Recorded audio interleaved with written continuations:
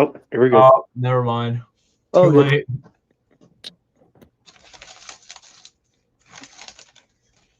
All right, I think it finally went through. Cool.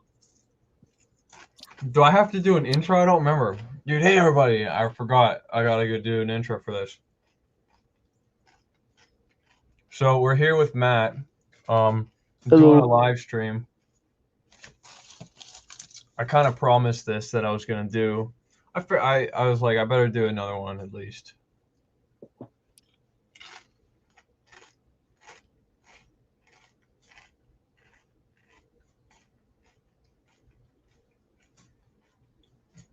Matt, are you running anything cool? You'll see here in a second. I'm turning on lights. Oh boy.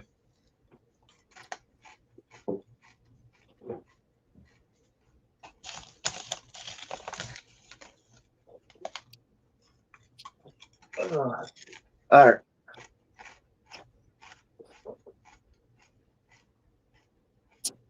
You know, I should put a camera on. That would be a good idea. I could add another account and use my There's what I got right there. Oh, sweet. You have the wheeling engine on there. Very cool.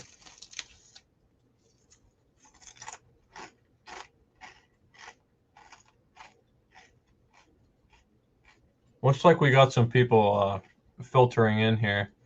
Okay. Very cool.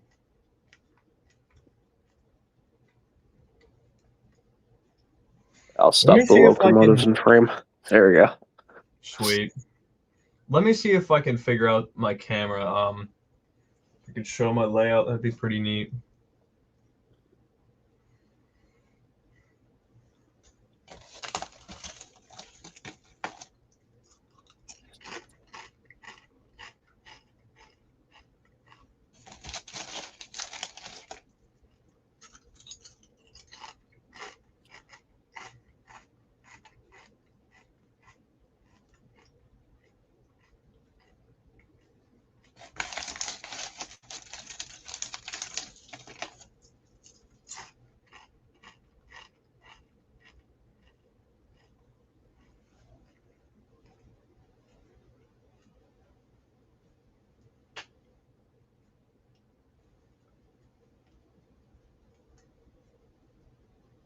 Okay, I think I almost got it figured out.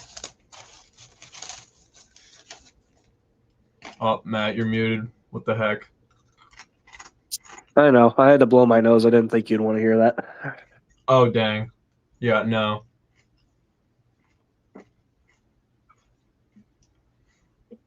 Oh, shit. Oh, this is going to be cool. Okay. I've discovered something interesting. This will be new for a live stream. Wow. What's that? I can use the other camera angle. I've never done that before. Ah. That will be cool.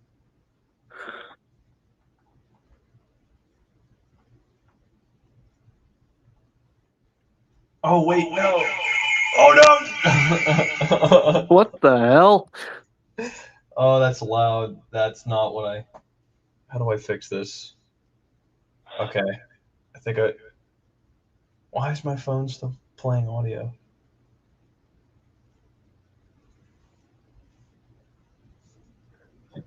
Okay, I fixed it. There we go.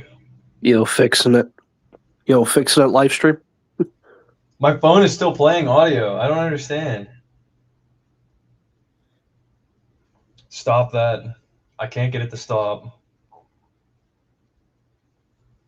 Let me see if this works. If I move over here. No, that's not going to work. It kind of works.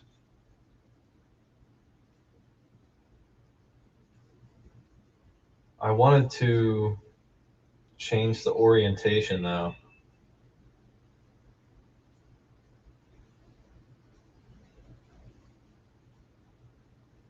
All right, let me try this again.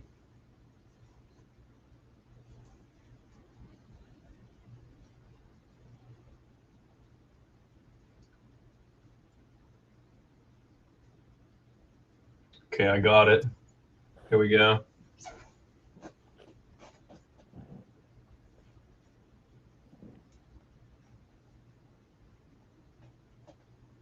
Matt, you still there? Yeah, I'm still here. I'm just looking at the comments. Okay, cool. Just making sure. Oh, there we go. Okay, I got it. Eastern Albemarle Railfan T1. Thank you for that compliment. The two engines I have up front are the recent release of BLI GP35s and the Wheeling and Lake Erie schemes. Our buddy Jack, who works at a hobby store in Pittsburgh area, his store was the one that ordered these schemes, so I decided to grab a couple of them. I mean, I predominantly model N and W, but I mean, I'm not really that big of like a modern modeler, but I don't know. These engines are just too hard to pass up. So Let's see what this does. Let's see if this works. I think it's working. other Dan. Dude, other Dan. Okay, wait, let's try this. Ah, shit. This isn't working too good. Okay, wait, there we go. Wait, are you streaming on your phone right now on the other Dan cam? Yeah, that's. Oh, dude, you get to see me. Yo, Dan cameo. That's funny.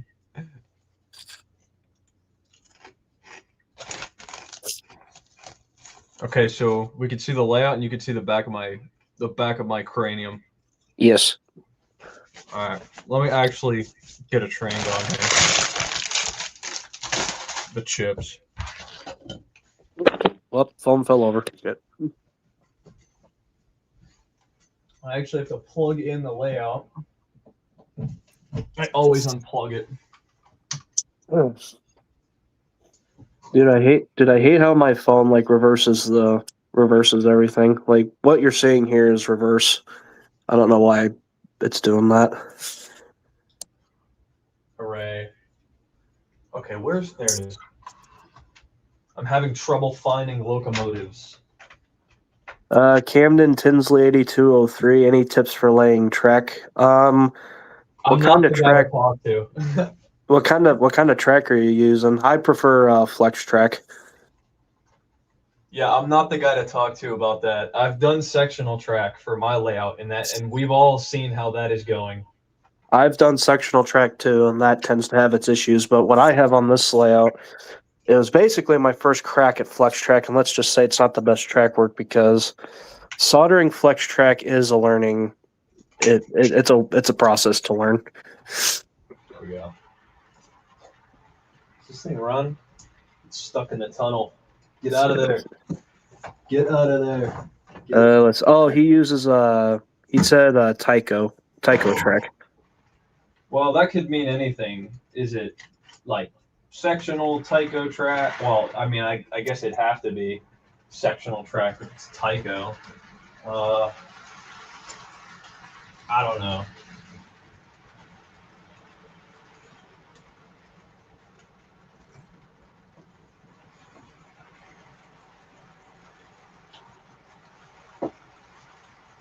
Dude, Conrail.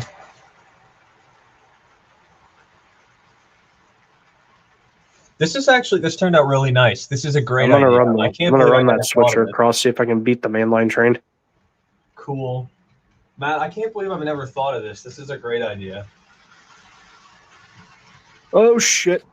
That was close. My Conrail GP20 is not too happy. It's quite miserable. We almost had a collision caught on camera. No.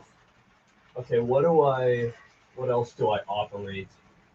I'm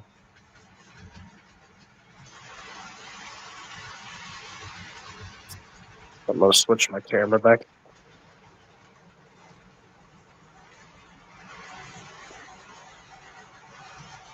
Matt, I've gotten to the point where it's actually quite difficult to choose something to run. There we are.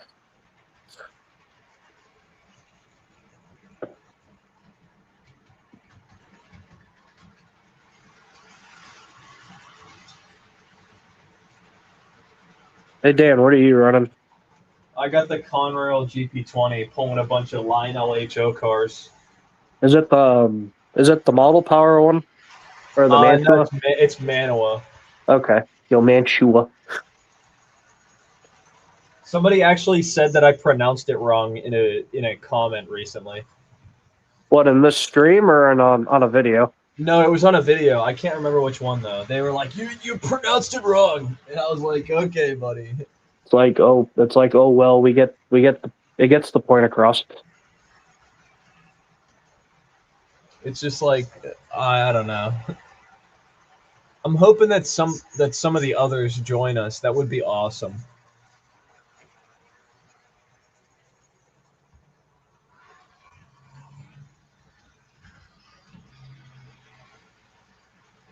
Holy shit! Wait, I'm looking at I'm trying to read the comments right now. Hey Dan, I don't know if you remember, I sent you a DM on Discord a few years ago about if I ever sold my Tyco Chessie SD24, I'd let you know. Planning on. Oh no, my phone's doing a bad thing. Hold on. Ow. How do I fix that? What the fuck?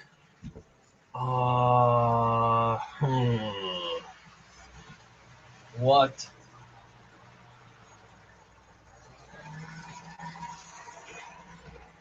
Why is my phone doing that? I want the sound muted. No. Okay, hold on.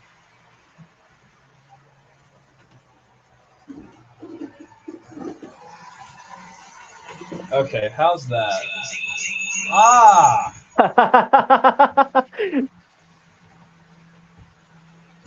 That made it even worse. What? I'm gonna change out locomotives.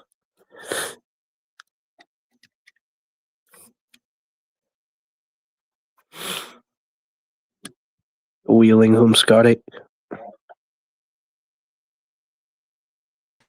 Matt, is it still doing? No, I think we're good. Matt, can you hear me? Hello, Matt. Hear me? Matt, Dan? can you hear me? Can you hear me? Yes. I can hear you as well. Okay, good. This All right. camera thing is like stupid. It doesn't. That one. It makes. I don't know what's happening. My phone. I try to turn the volume off, and it just doesn't do that. So Gotcha. I don't know. Also, I don't know if my mic will pick it up, but my dad's watching football right now, so oof. Dude, football.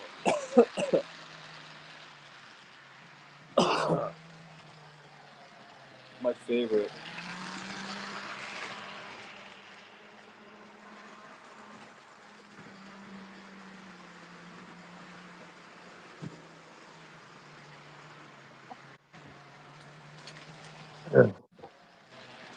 Getting out another engine.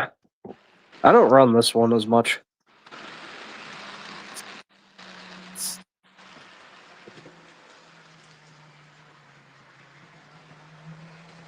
my Kato Wabash Jeep 35.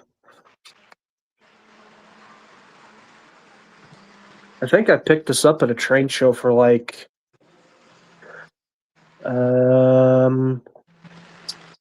trying to find the price tag. I think I got it for like $50, I think.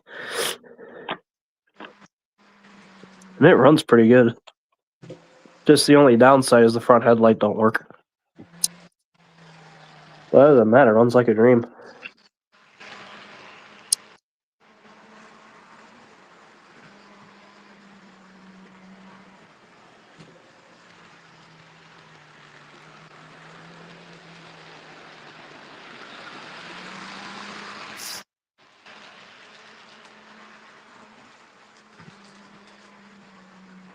I'm gonna take a look at comments here.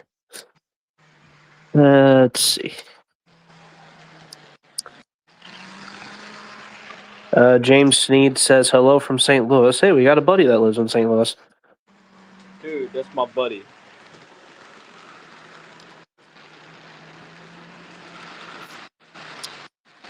Dude, other Dan.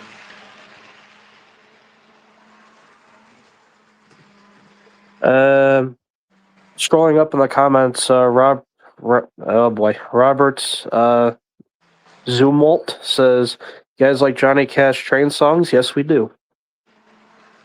Folsom Prison's a good one.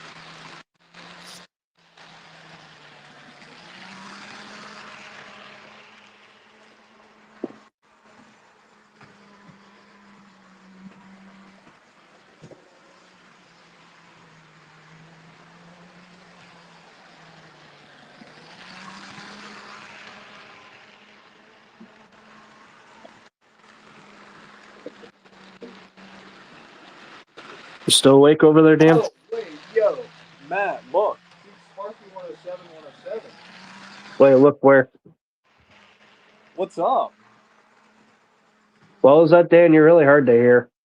Sorry, I'm having all kinds of microphone issues. Did you see Sparky 107's in the chat? Oh, let me take a look. I don't think he's ever been here for one of these streams before. I could be totally wrong. Let's take a look. You know, the exploding boxcar would make a great video. I should do a video on that. I've got a bunch of these vintage Lionel HO. I need to shut this 040 off. This thing's really loud. But I've got a bunch of these Lionel HO cars. I think my new favorite is the chicken boxcar. It's pretty cool. It lights up. You'll see it when it comes back around. I actually got 2 of them. They need cleaned up. They're really dirty.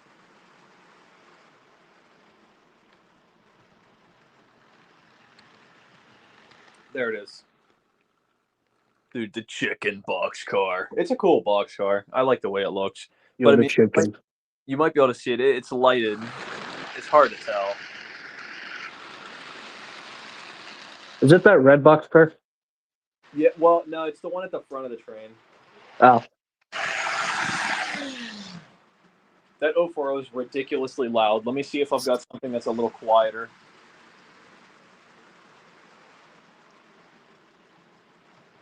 Dude, there's a car on my train that's squeaking really bad. That's the worst.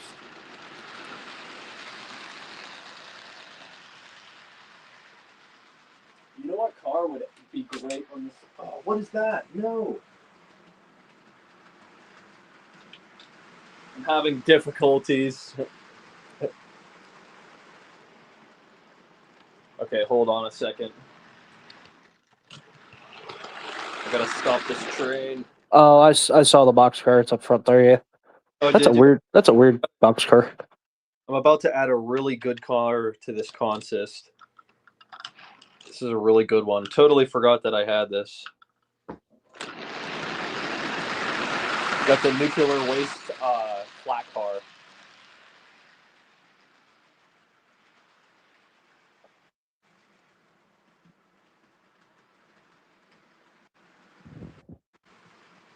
Oh, hey, Hamilton Sullivan's here. He says he moved one of his locomotives to Astoria. There's videos on Facebook about it. It was like $6,000. Dude, what? 6K. That's a mess.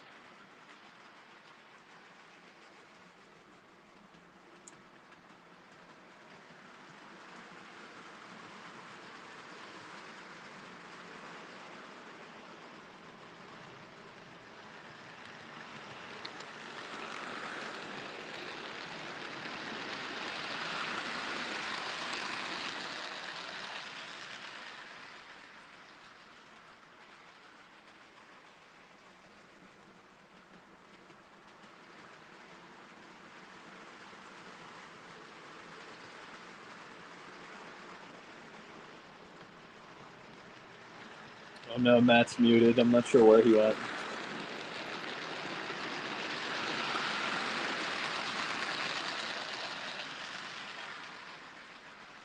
Oh, hey, you know what? I might as well show it since I was playing with it.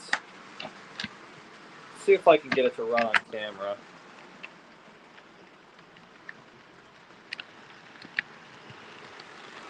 The Lifelike G5 that I bought, it actually runs. This thing runs, and it runs like kind of okay, you know. Not good, but you know, definitely needs some work. I gotta put a bell on it, and obviously it's custom. That's not what I was anticipating. I was looking for something original, but oh well. I'm not sure what I want to do with this thing yet. I could run this thing. I'm Vic. Hi, Matt.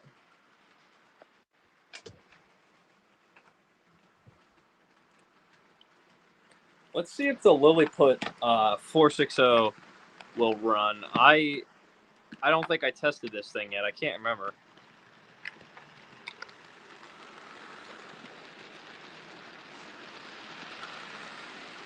Oh yeah, it runs. Not well, but it runs. Runs way better in reverse. Oh, I don't know what's going on with that thing. Coffee grinder. You know what? Let's just run the G5. Let's run the G5. It might actually run good. I don't know. Wait, which G5? It's not the German one, is it? No, that's the one I just tried running. I'm gonna run the one that I just recently bought. It turns out that it runs. Gotcha. I didn't think this worked at all, but once I got the valve gear and the shell back on, it just kind of started working. Gotcha. Oh, never mind. I spoke too soon. Oh, there it goes. Sweet. This thing's really fast. Whoa.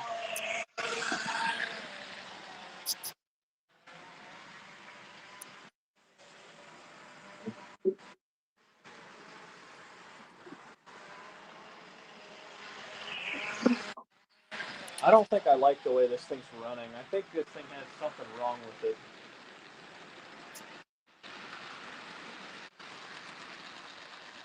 I don't want to burn the motor up or anything, so I'm gonna not run this thing any longer. I'm gonna put this away.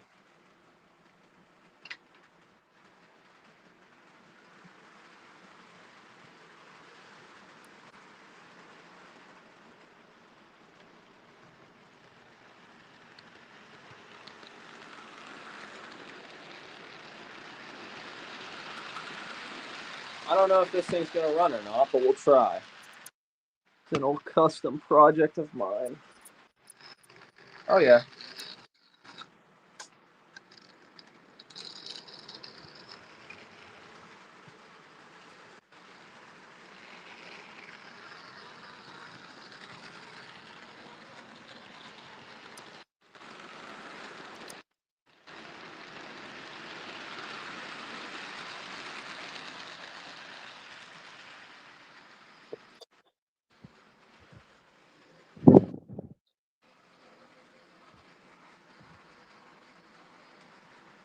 This thing is really sluggish. It's barely making it around the layout.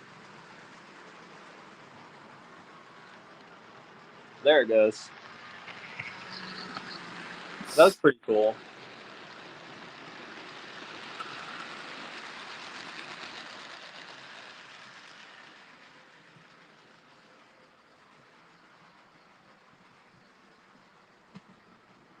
Has anyone else from the chat joined?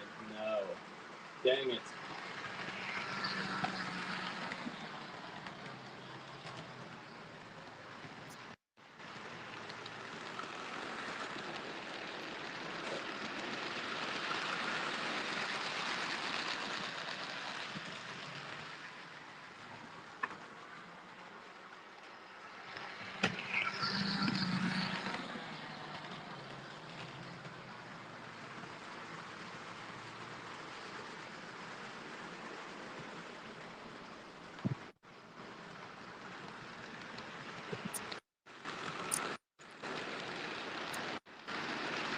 I thought Jack said he was gonna join.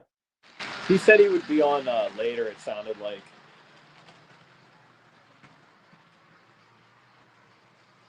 So who knows how late that'll be. Yeah.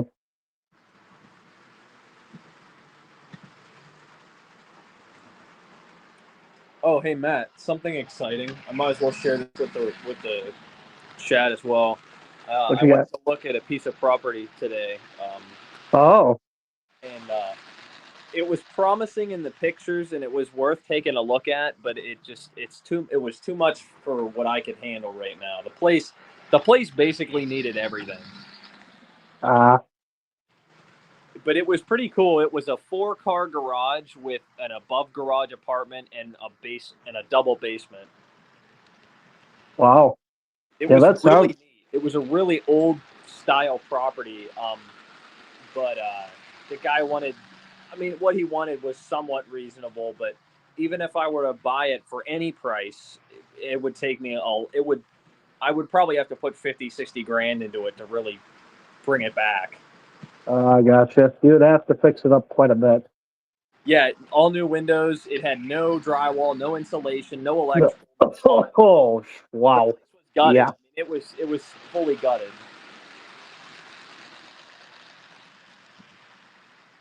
But you know what? It was worth looking at. Yeah.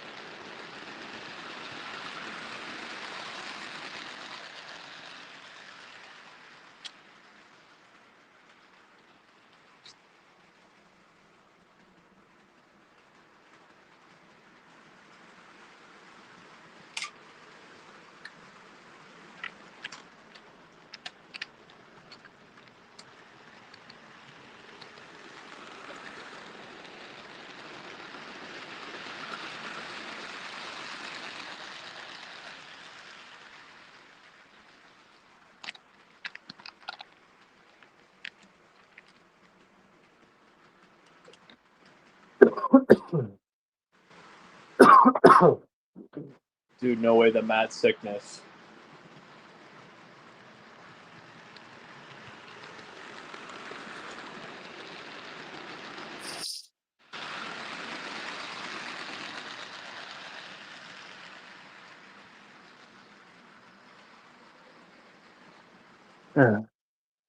Oh my, this 040 is really struggling.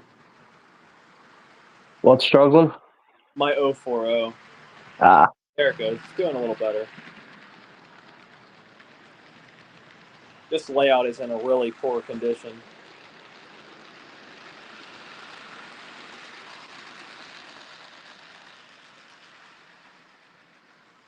I can't wait to build a better one.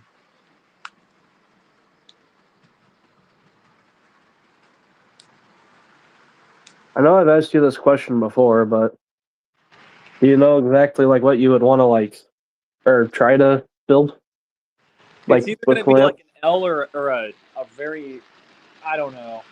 I want to do something that is like, kind of like the layouts they have set up at shows. They've got like a big square with track running. It's like I don't know. The tables are probably 2.5, 3 foot wide, and the track runs right in the middle, and they've got the little backdrop, but they have like just basically a big loop. I kind of want to do that, but like on a smaller scale. Gotcha. Just make So like small. Just make smaller modules. almost, but it would be a solid layout. It would. I want something that really is a lot more open. It'd be much easier to record video on, and I could just do a lot more with the space. Gotcha. I would say go for a modular design so it's easier to store it or move it if you ever need to. It's true. I don't know. We'll see what happens. Like the layout I have here, this is too permanent. If we need to move, I gotta tear it up. Right. That's kind of the problem with my layout. Well, all you have to do is just cut the cables off, and then you're set. Well, no, not exactly. We still have to get it out of the house, and when we brought it inside, it was difficult because it was a flat. Well, you know what's crazy? It was a flat sheet of wood. There was nothing on top of it, so I would have to remove every single structure. I would have to strip it down to the bare track. Maybe not even the track. I might have to take the track up too, and it barely fit through the hallway. So I'm going to go ahead and say that it would be way too much work to try and remove it from the house. Oh shit, this is going to be cool. Watch this. Yo, they racing. I haven't ran that 040 in forever, and it's actually really surprising me how well it's running. So that thing actually has a good bit of runtime on it. I've like fully rebuilt it, but I used it for my display that I had in high school. I made for the art show, and it performed really well. Is that display still up in your old school? I think it's still in the school, and I don't know what they're gonna do with it.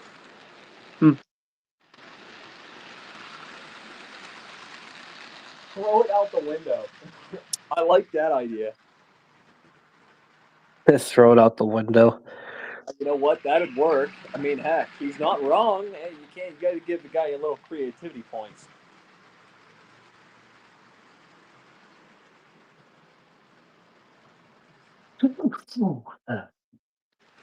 Actually, you know what? I don't think it would fit through the window.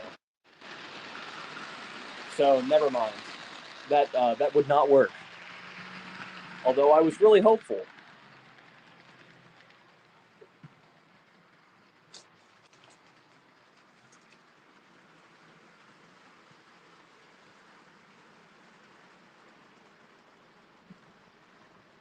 This Lionel HO rolling stock is actually made like quite well. Lionel HO is really growing on me.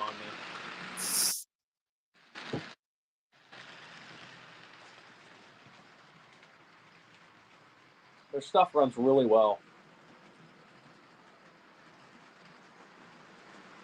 Kind of want to throw a different train on.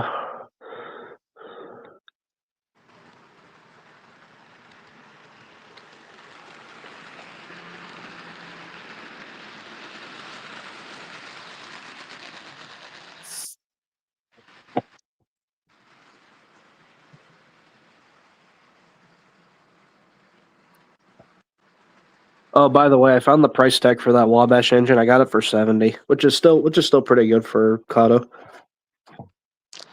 Matt, do you want to see one of the main issues with my layout?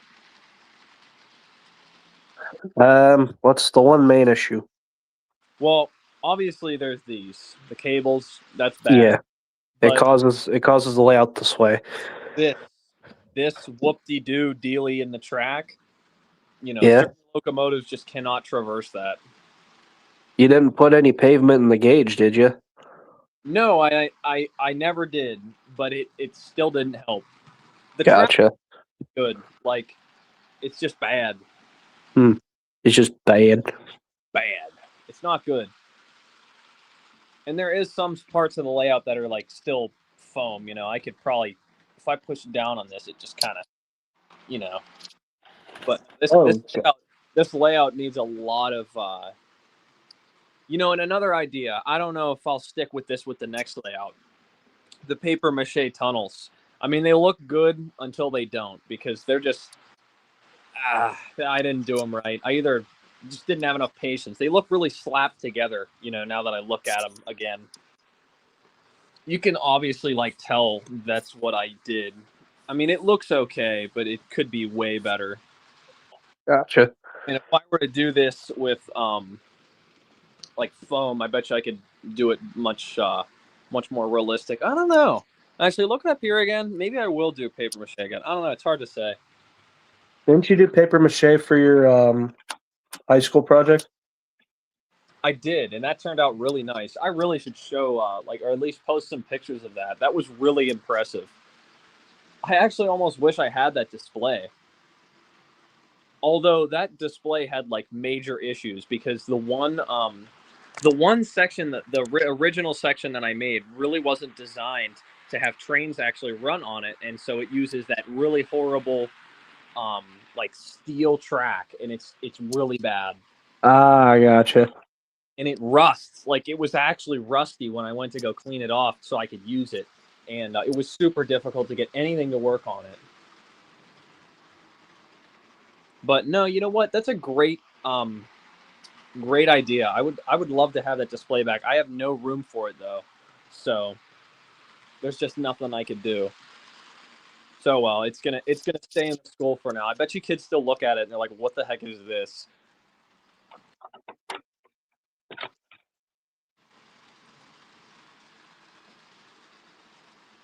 And it was really cool because it all latched together. You know, it had the little snaps, and you would pull them, and it would pull the whole layout together. It was really quite well designed.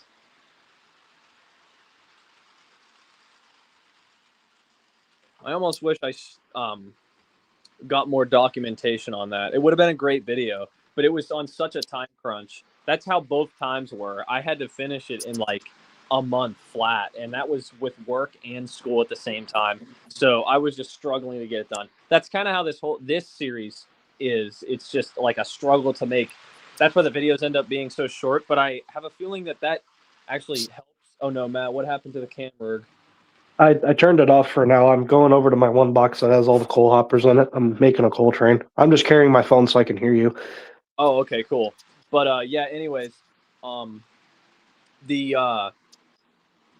I kind of lost my train of thought there, but Train of thought. yeah, literally. I was talking about the school layout, but yeah, no, it was a really well designed, and it really turned out nice. I was talking about this series. Yeah, the Christmas series, man. It's just like difficult. The videos, the schedule is just crazy. I finally got a break recently with Christmas. Today I had a day off, and so it was actually weird. Like, I got up really early, and I went out and I worked on that Dodge truck a little bit, pissed with it, found all the rust in the frame, changed the oil, listened to it a little more, tried to figure out what that noise is, and then finally went to go look at that piece of property, and the dude had no idea that I didn't have the address, so I didn't know where it was. But anyway, yeah, so did that, then came home, ate some food, and then I'm like, all right, time to do a live stream. I better set my camera down. I'm probably making everyone nauseous. Okay, I know I have more coal hoppers than this. Where did I put them? Somebody asked.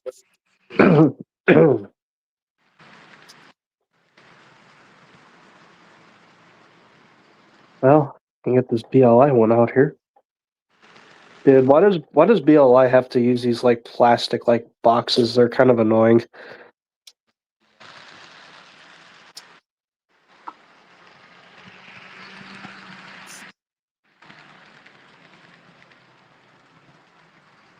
Oh, cool. I know where the other hoppers are. They're at the power plant.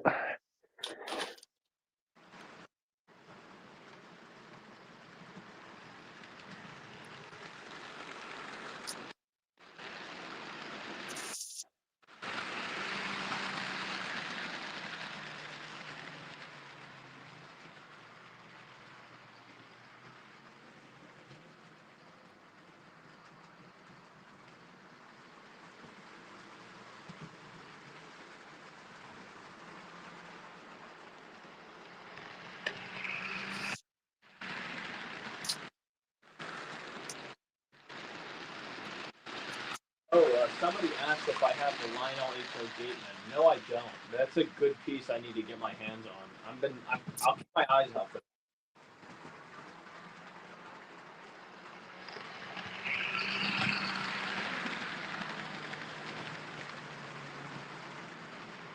Oh,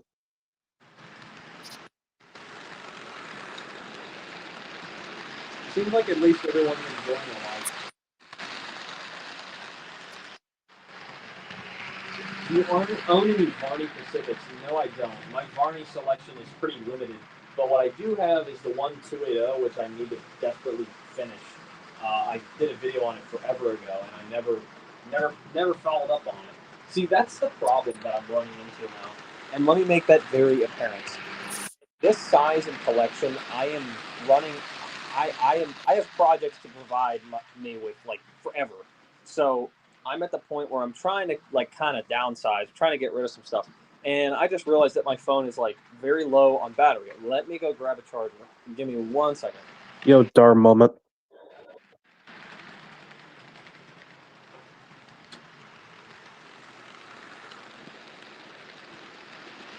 Yeah, to the viewers who wondering where my camera went, I'm currently assembling a coal train. So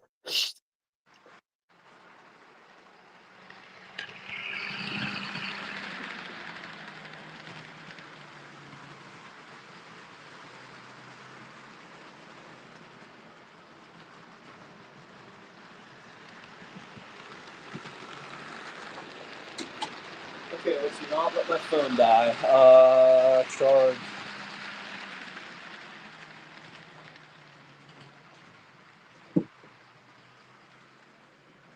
Oh boy, this is like a race against the clock.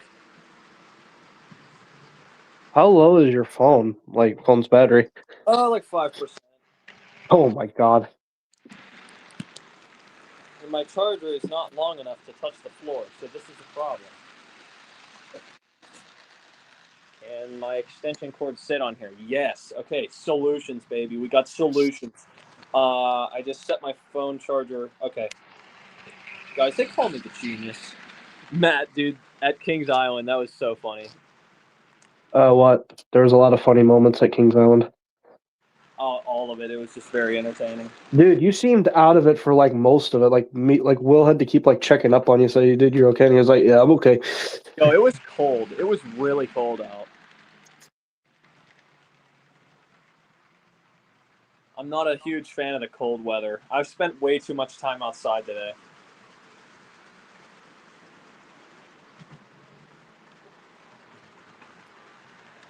All right, I'm gonna get my third wheeling Jeep 35 out.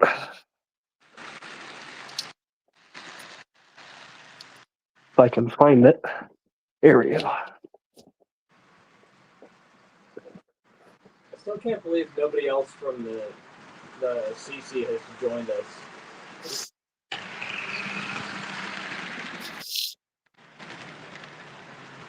I'm hoping the chat or hopefully things will kind of really hoping they join. I'm like, what the heck? I know I kind of like came out of surprise with like I didn't know I was gonna do a live stream till later. Strasburg number 90 says, "How's your Christmas, Dan?" Oh, my Christmas was great. Thank you for asking. I got to work on the Dodge. That was pretty much it. We moved it across the yard. There will be a video on that, I'm pretty sure. I actually listed it up for sale today. So if it sells, it's gone, and I didn't have to mess with it. But if somebody doesn't buy it, then I'm probably going to end up fixing it. The frame's not good. It's not as good as I was hoping for. It's bad, and I'm gonna have to fix that. But transmission needs replaced. I don't know. I could go on about it, but yeah, it's gonna be a big project. So I'm honestly thinking about really just stopping where I'm at and selling it, because I'm gonna have a lot of time invested in it. And if I stop now while I'm ahead, well, I'm not really ahead, but you know, well, I know what's up. Maybe I should just sell this thing before stuff gets way out of hand. Are you talking about your Dodge? I would say sell it. You think so? I'm thinking so. I think dude, you already got like 2 trucks you're dealing with. Don't burden yourself with another. Right. It's really cool though. The cool factor on it is just crazy. It is cool, but does the cool outweigh the physical strain? I don't know. The thing's pretty neat. Like the V8 makes it cool. I don't know. We'll see. If I can find the junkyard with a decent transmission, or if so then my main concern, I have it listed for $1,500 right now. That is with a bad section of the frame. That's a bad transmission, and there's a noise in the motor. So, I mean, $1,500 is kind of not a great deal. I might lower the price. I'd say lower it to like something under 1,000. I'd say. And that's the worst part. I would be losing money. I'm into this deal for $1,000. Well, So sometimes you just got to take the L just to get that off your chest. So well, here's the thing. I could gamble a little farther. If I were to put a good transmission in it, okay, if I were to have it rebuilt, worst case scenario, have it rebuilt, I'm at 2,600, little over 2,600. That's now running and driving, okay. yeah, And if I were to invest like a little, I got to fix the frame, obviously, but that's not going to cost me anything. That's just time and effort. Because I have metal and I can weld that up. That's not an issue. But yeah,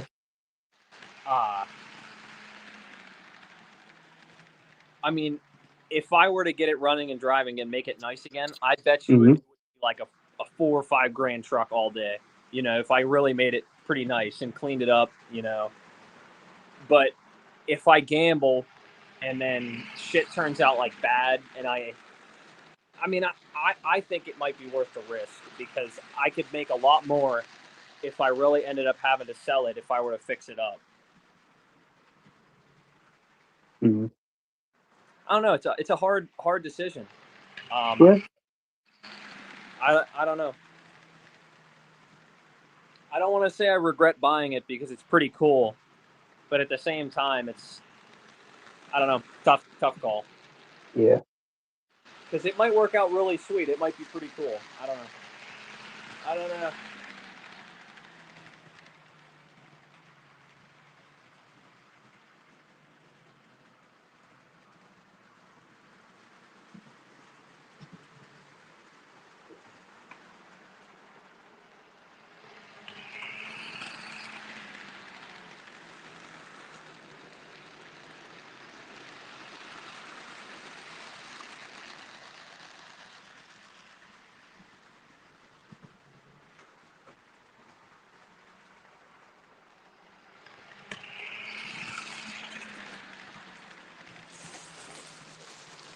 Give me 1 second. I will be right back. Hamilton Sullivan says, "I think I know what's wrong with it. Ain't got no gas in it." I wish. I really wish.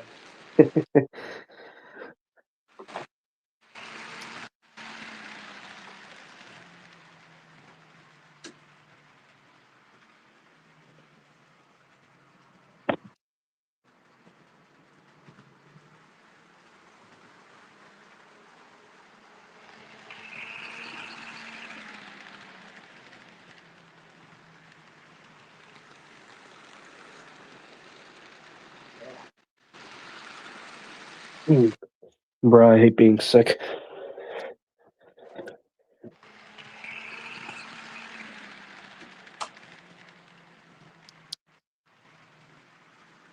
Camden, I would say depends on what engine from the 80s you're thinking of. Just the one thing with old Bachmann engines is you just got to deal with the nylon gears.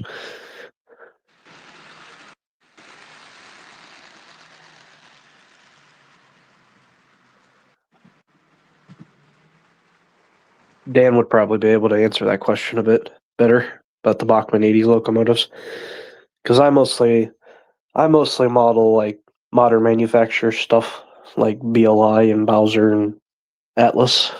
So the old stuff to me is cool, like what Dan and the rest of our friend group has and stuff like that. But I don't know. I just chose to just do the more modern manufacturers.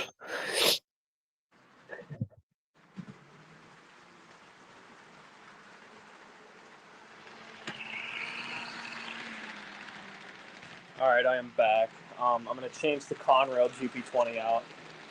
Oh, hey, Dan. Camden Tinsley has a question in the chat. Are Bachmann engines from the 80s worth gambling on? And I kind of answered that saying, well, it depends. No, absolutely not. Oh, really? If you aren't like an experienced person in like repairing model trains, no, they're not worth it because if they're broken and if you have to fix the plastic and nylon gears, doing it the first time, it's just a mess. It's not fun. Not for someone who isn't familiar with them already. I've fought many battles.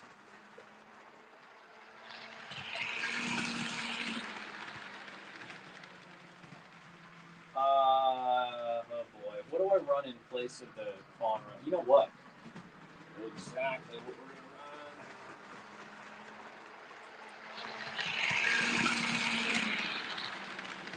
we're All right. Actually, I'm gonna have the McNaldo lead. Oh boy. Okay, so this is going to be so far from prototypical, but I don't really care.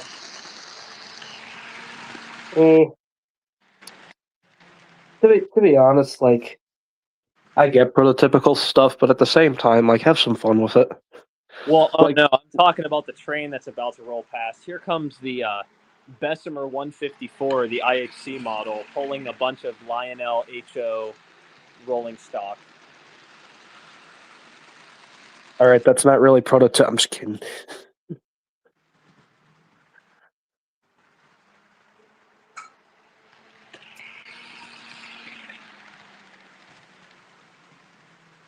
I just like those people that like those like anal model railroaders that are like, oh, it doesn't have the right detail part. It doesn't have this. Oh, it didn't run this way or whatever. It's like, dude, shut up. It's a model railroad.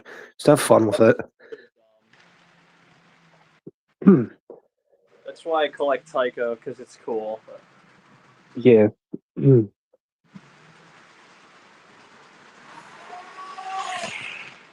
What was that? That was the 040 reaching Mach Jesus. Just for sounding like a Tycho slot car. No, I've actually got some slot cars, and those would make a good video. I should try and find the track for them. Hey, another Christmas episode idea: Tycho slot cars. I won't have the time. I gotta find the track. What I really want to get a hold of is the US1 trucking, man. Those are super neat. Oh no! I just derailed the crap out of that flat car.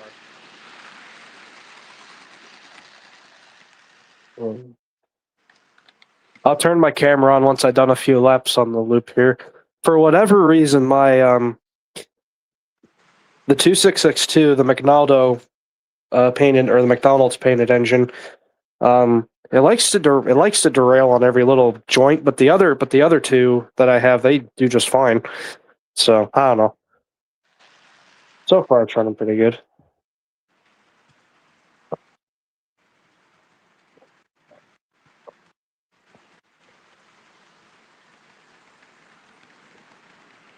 Ugh.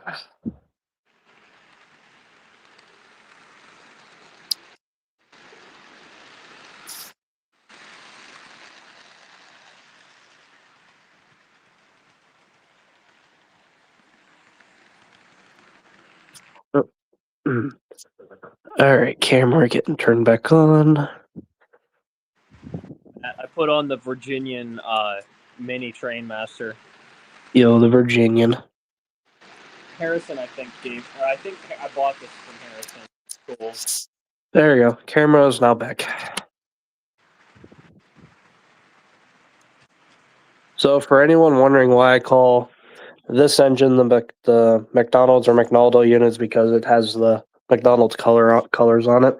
This was actually Wheeling's first like original paint scheme. It was the modern Wheeling, not the Wheeling before the nickel plate took it over in 1949. But when the Wheeling first formed, and when the modern Wheeling first formed in the mid '80s, by I keep forgetting his name, but he used to be a higher up at the Rio Grande Railroad, and he came to Ohio and he was like, "Hey, NS is selling all these lines. I'll take a gamble and I'll run some trains on this." So they started out with a bunch of former N&W power, and they basically just took off the block letters and then just wrote W and LE on the sides in big yellow letters, with the rest of it being black. And but eventually they started painting their own. They started painting like in their own scheme. Like this one was their first original scheme, and then they eventually went to the scheme we all know now, which is the Tiger Stripe scheme, which is heavily influenced from the Rio Grande. So, and these Jeep 35s that I have here, these are still. I don't know about the 2662, but I know 105 and then 103 right behind it over there. These are still running today. It's mostly on locals. I mean, these engines are like 60 years old now, so. But the one reason why I like these is because A, they're high hoods, and B, they have Alco trucks. So. And all these used to be Southern Railway engines.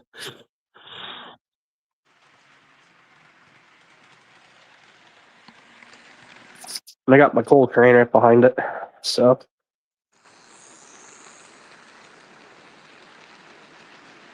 Or part of my coal train, I should say. I have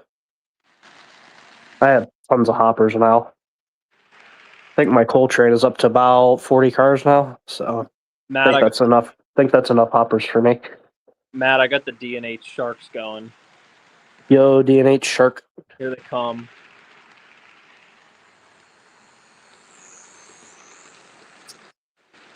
Dude, I hope those shark nose units they got from the Escanaba Lake Superior, I hope they get something done with them. If they donate them to somebody and they just go in a museum, I'm gonna be so sad. Yeah. I mean, at least they were preserved. Like they were well kept in a shed. All that happened to them is they just got dusty. That's true, but it would be so cool to see them operating.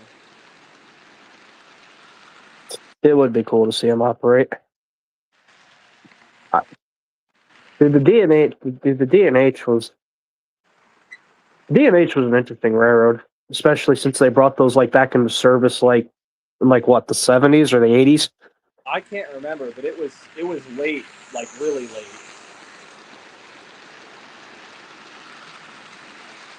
But unfortunately, they went into Guilford, and we know how Guilford turned out. Yep.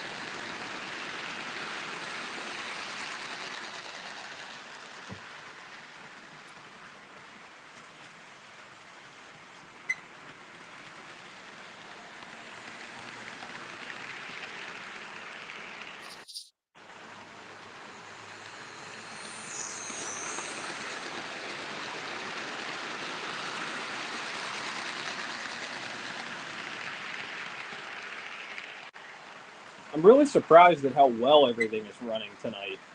I have not had many issues. Like these Lionel HO cars, they run super good. Let's see what's all in the comments.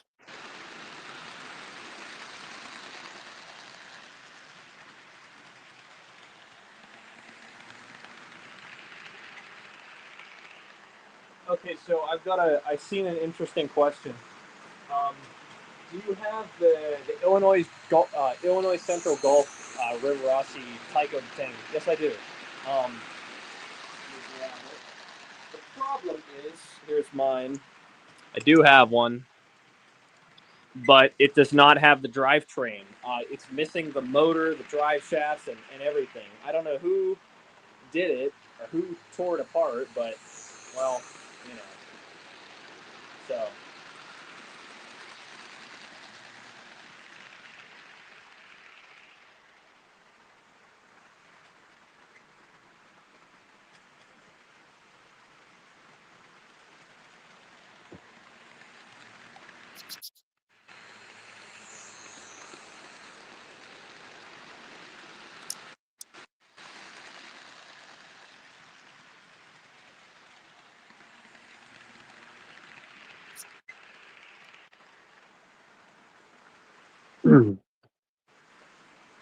Hey Dan, you got one? You got some of these, don't you?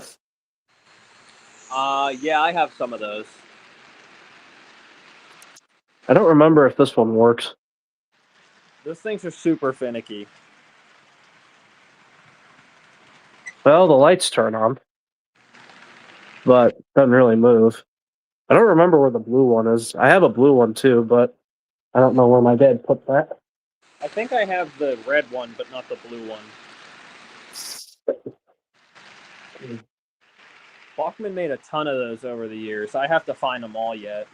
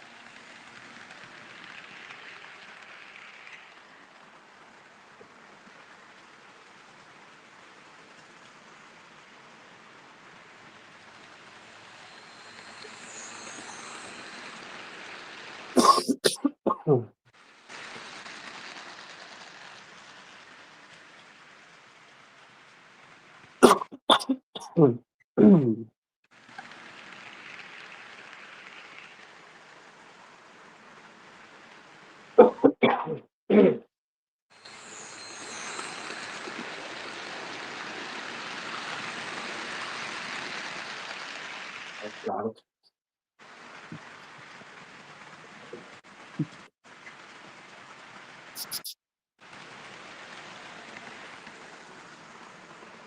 We need some steam power.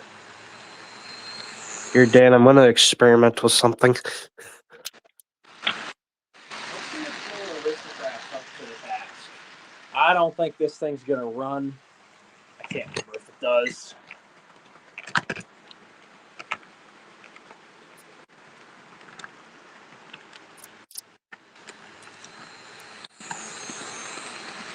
I'm gonna see if I can run. I'm gonna see if this thing can pull my coal train.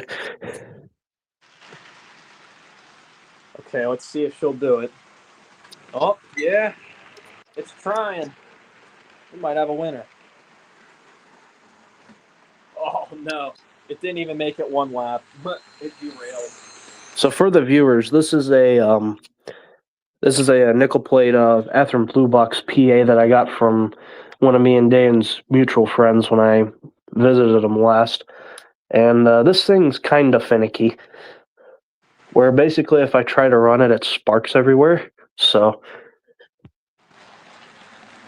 but I ran it before, and I mean it runs, but it's just really rough. So we're gonna see if this thing can pull the coal train. Oh, come on. Come on.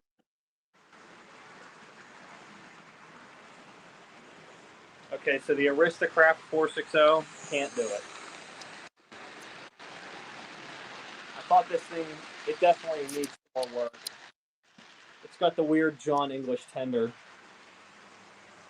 Okay, perhaps I shouldn't try that because I don't know if you guys noticed, but on the signal over here, I don't know if you noticed like flickering a lot. I don't know.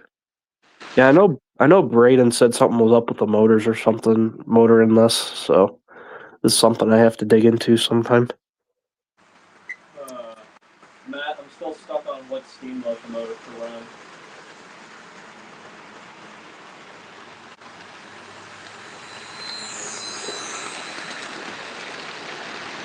A steam locomotive.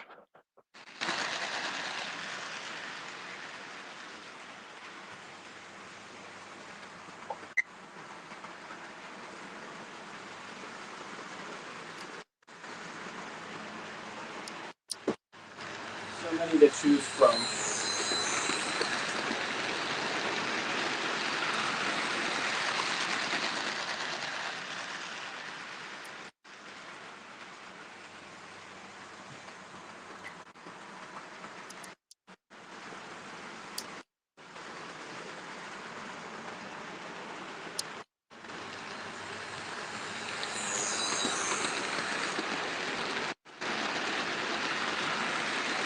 You know what? I'm curious.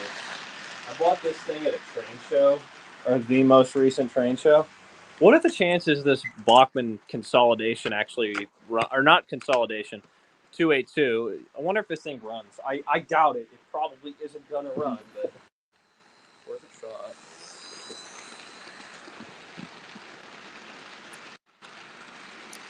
Oh, it's a direct short. It won't do anything.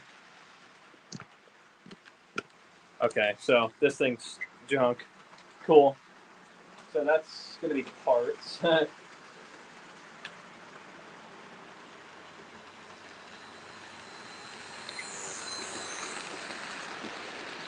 know, I really should get rid of this. This is weird Western Maryland F unit. Dude, this thing's actually kind of nice. Actually, no, it's not. Totally forgot I had this. I don't know where this came from. I don't remember where I got this. Another one of them locomotives, man. You know, I don't really need this thing around. Anybody need a Western Maryland? What is this? An F7, I think. I don't know. It's not DCC. It's just DC. It's yours if you want it. Pay me shipping and take it away. I'll at least run it. Make sure it runs. Oh yeah, it's a good runner.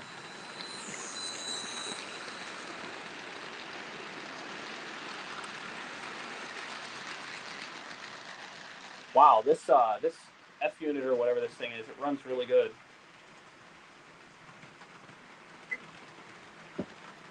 Here we go. I'm going to take y'all to a different spot on the way up. Oh, cool.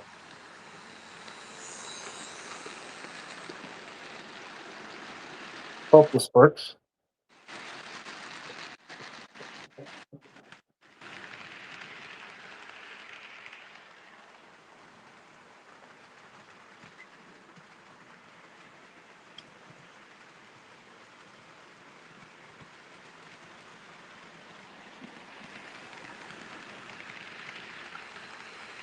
Set up.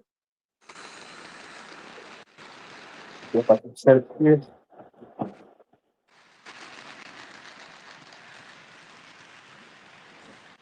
The train's like right on top of you.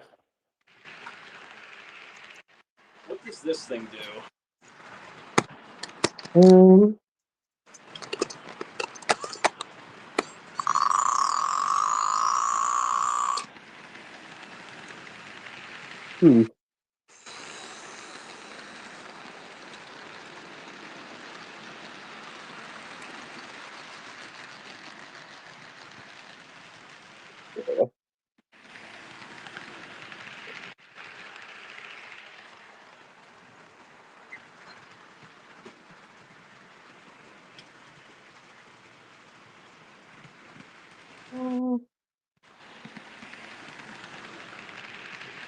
It appears as though the model power shark noses are slowing down. Yeah, I don't really have any other good spots I can set my phone up on.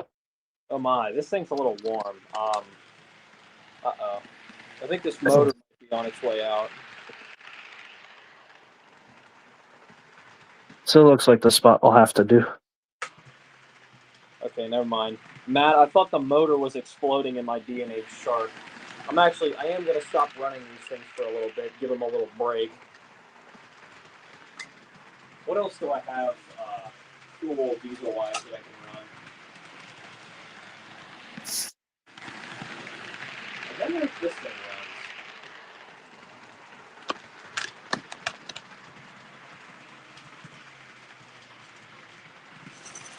Oh yeah.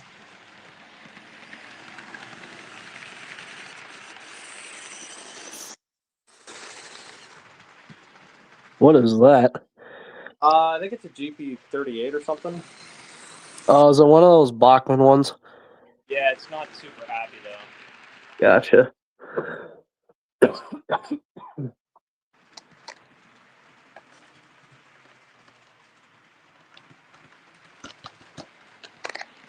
In fact, it's not really running at all. What was that? This thing does not want to run very good. Have you tried asking it nicely? I'm working on that.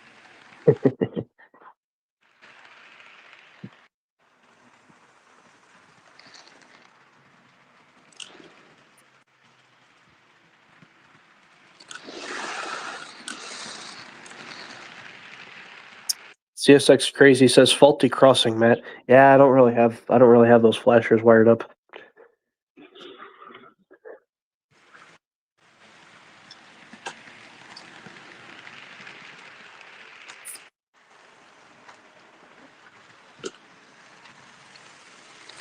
There it goes. We're going to change this conscious around. I'm very pleased with the Lionel HO cars. They're very good. Mm-hmm. I will say something interesting. I will say these flashers here. So Atlas made these like many years ago. They're kind of interesting. I mean, they're really bulky and stuff, but so is everything else like in the olden days. But the thing is with these, the lights can't oscillate because I've hooked these up to the power pack, which is what my phone's sitting on, and the lights don't oscillate. They just turn on. But yeah, I just haven't really bothered to run wires out to them. Eventually, I might, but I don't want to overload the AC output on the throttle pack here because I'm already using it to run the four model power signals around my junction over here, and then also it's also powering a lighthouse. Hey Dan, should I show them the lighthouse?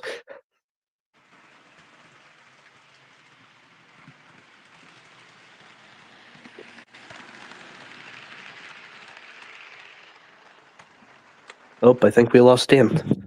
No, I'm here. I'm setting up a different train. Oh, gotcha.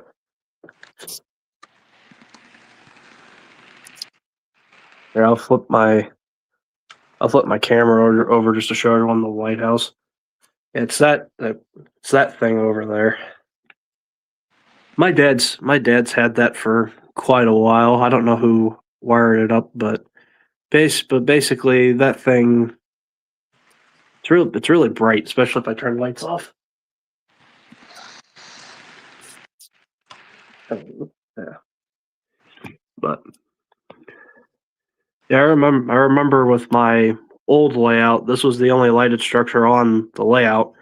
And basically if it was dark, this thing would just be like a freaking strobe. So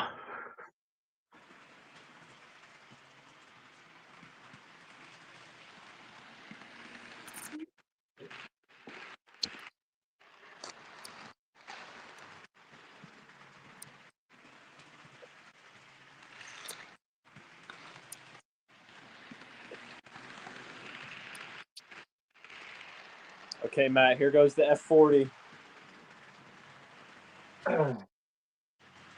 what now? The last time I had this thing running.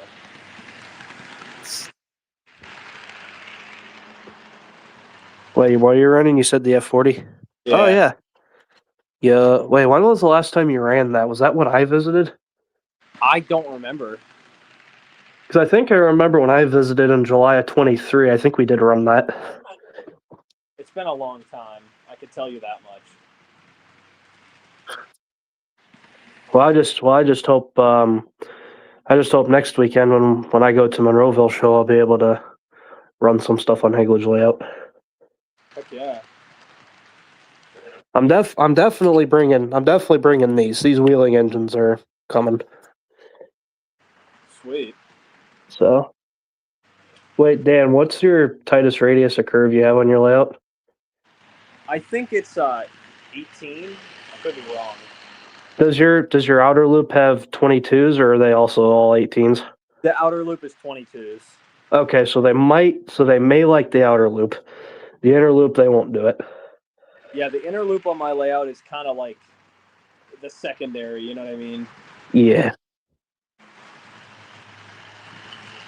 This F40 runs really good.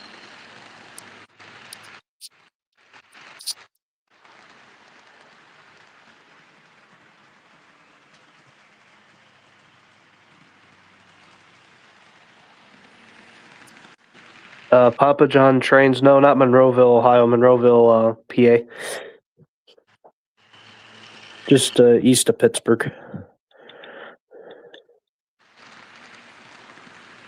Dan, didn't you say that show's like not that far from your place? Dude, it's like 15, 20 minutes.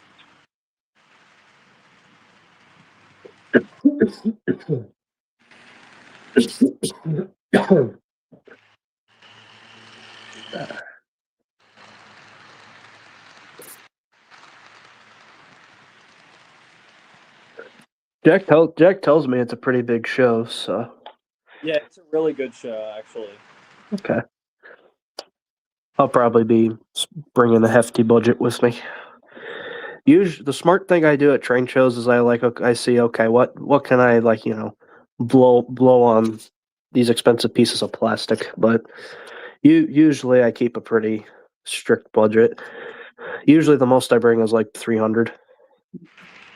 Right. So, and I've just kind of stuck with that number because 300 will at least get you one of these, or a DCC locomotive. Yeah, one thing about these BLI engines is if you even buy it in DC, these things are like already like 220. And the next run that they're doing, those are going to be like 280 for DC, and I'm like, jeez. But they're doing wheeling a 107, the ACNY Heritage, and I was like, all right, I guess I'll bite. So I ended up having Jack pre-order me one. So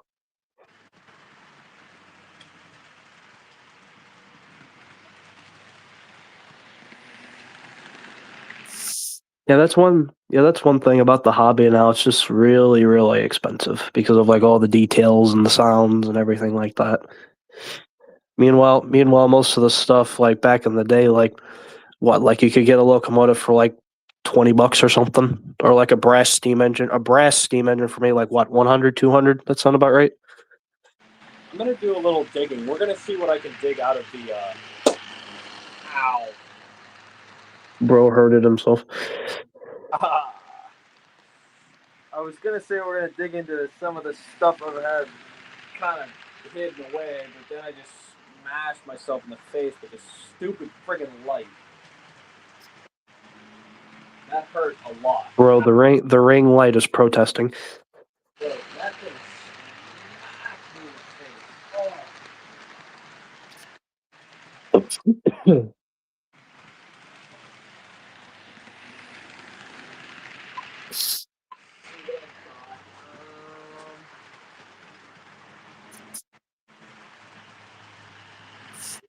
I'm just gonna run the two Tigers. These both powered? Yeah, these are both powered. Do these work? That would be cool. Let's try them out.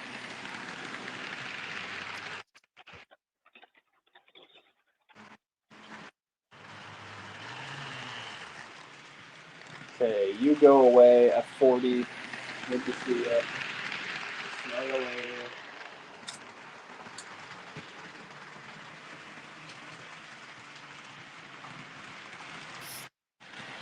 No, these actually, I don't think these are going to run. Fuck it, we're going to try anyways.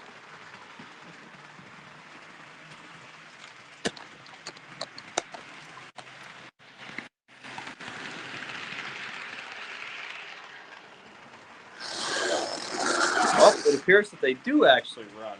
Never mind.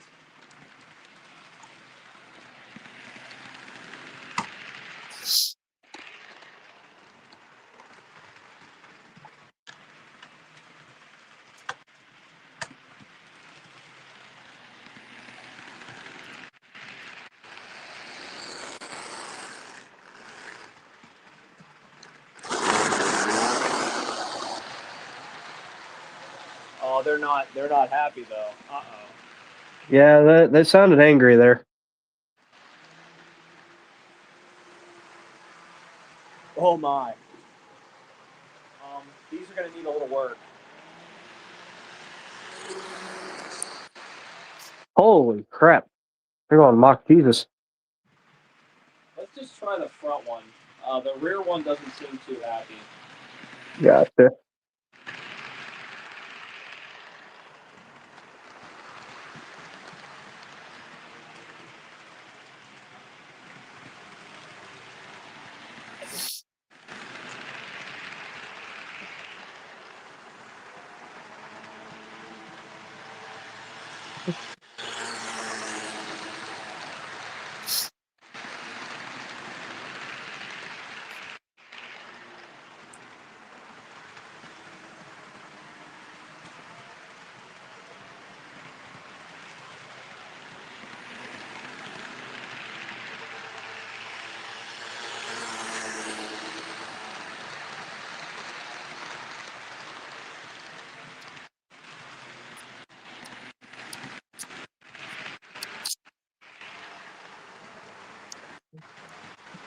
Hi, Matt.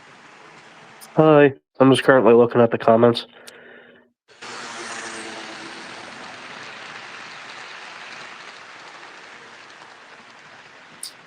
If I'm reading Papa John Train's comment correctly, it says I got 300 engines for $20, got to hunt.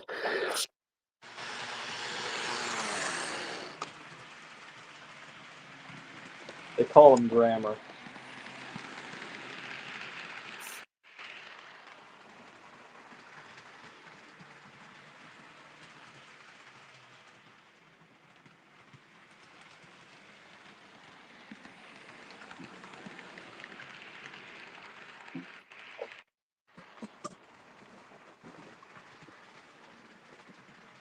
Dude, I still got all the spotted cow down here, and I haven't drank any yet. What? You have? Well, partially, I think partially I haven't drank any yet is because I've had a cold for the past few days. So, Oh, that sucks.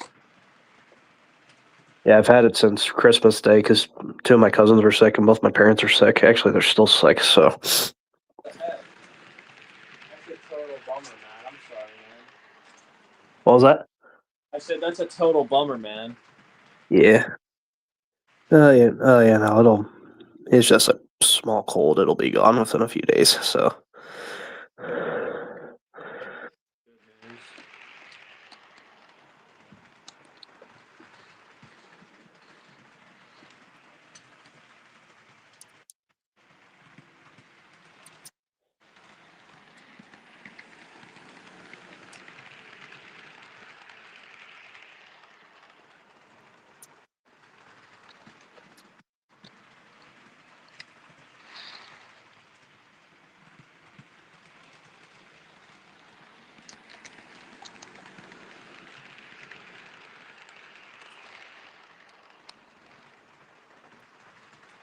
Hey, Dan, on your new layout, can I put a diamond on it?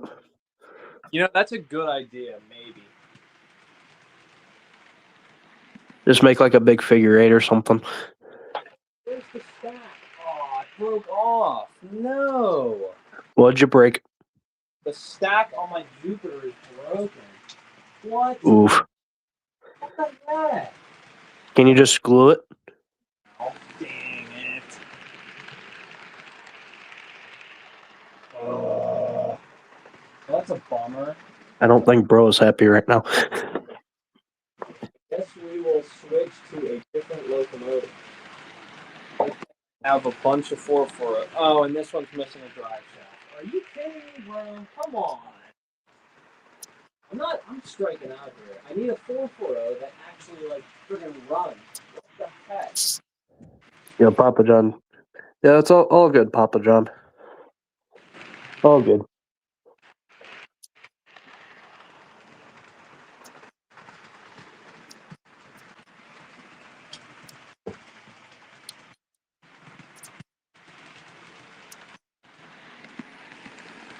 Okay, so I'm kind of sad because the Jupiter stack has broken off. Can you just glue it back on, or does it involve more I'm gonna work than that? back on real quick. Yeah.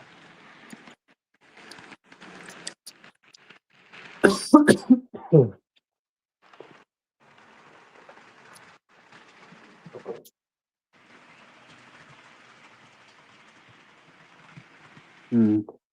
Yeah, mm.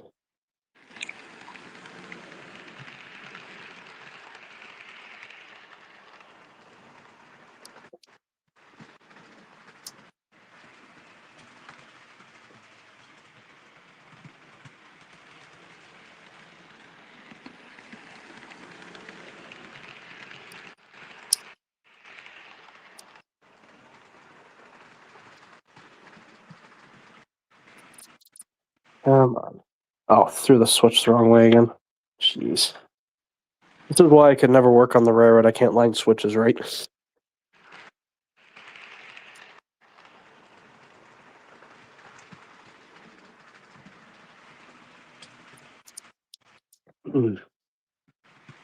I'll flip the camera. Okay, let's see if the Jupiter's gonna run. I got the stack glued back on. Oh, never mind. It's like severely crooked.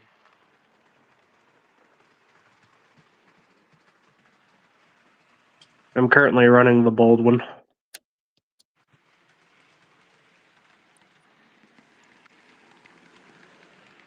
But, oh shoot. Again, with the switch. I keep lining them wrong.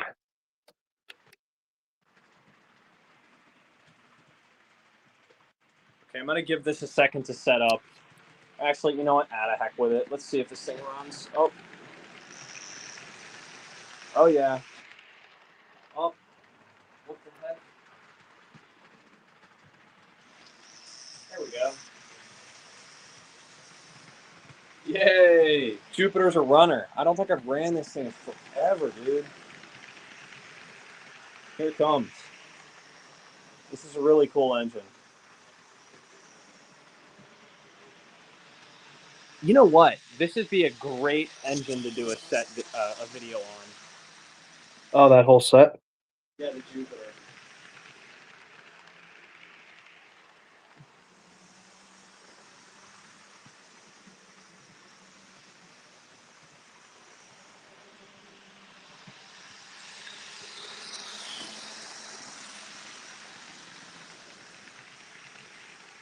Thing actually runs way better than I remember.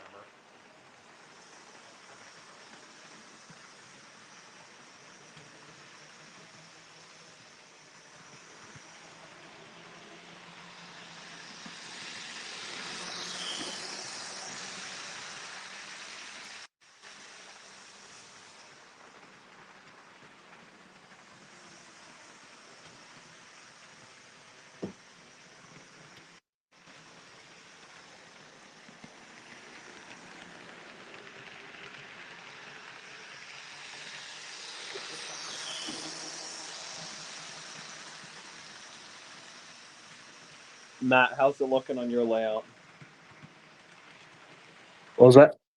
How's it looking on your layout? That's looking alright. I'm so glad I dug this out of. I don't think I've ever like done a proper video on this. This is gonna be perfect. I'm gonna do a video on this Jupiter set tomorrow.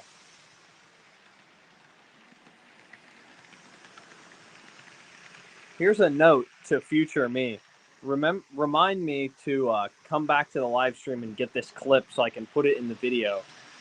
Because I'll be like, hey, I had this idea yesterday. You know what I mean? Or I just do the smart ass thing and just remind people like right after they said it.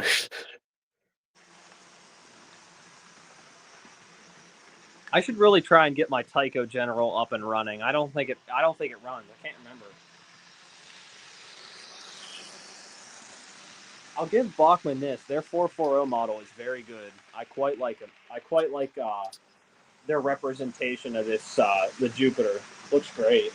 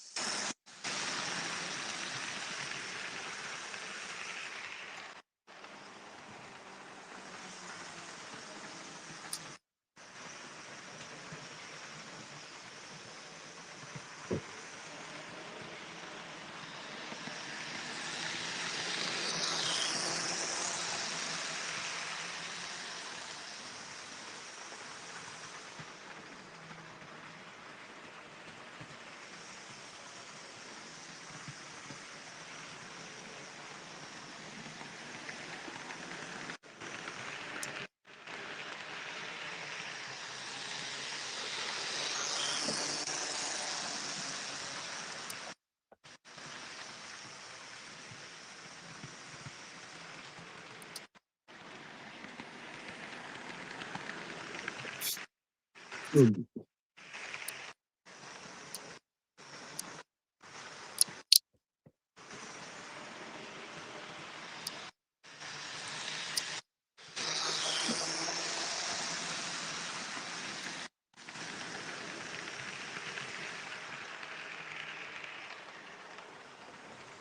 Dan, how big's your shelf going to be at your new place?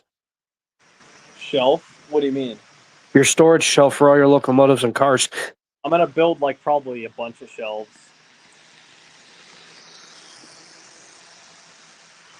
We'll see how it goes. I don't know it because I could build them a lot of different styles.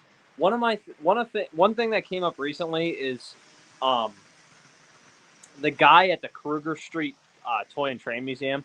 He was telling me, he's like, the sunlight will destroy these things. He's like, if you leave stuff out in the light or even in fluorescent lighting, it will destroy it with Yep. time.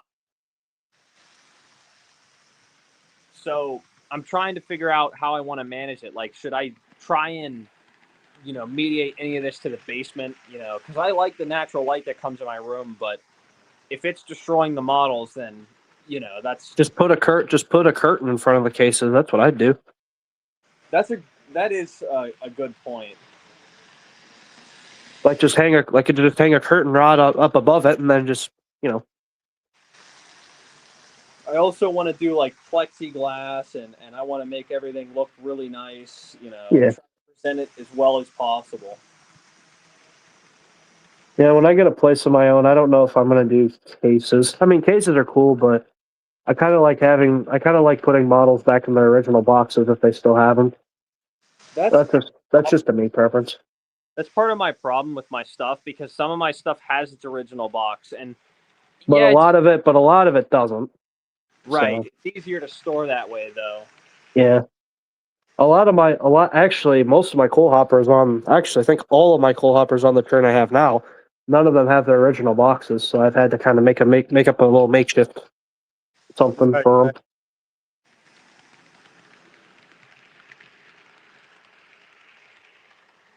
Let me just say this: paper towels and bubble wrap, and maybe also plastic grocery bags. Those are your best friends. Yep. I say maybe plastic grocery bags because I've run across grocery bags that are like bottle trains are like stored with it, and the bags are like all ripped and stuff. So there's like no protection. Yep. You know what definitely is going to become a big thing is when I go to move, having to move this whole collection is going to be a feat within and of itself.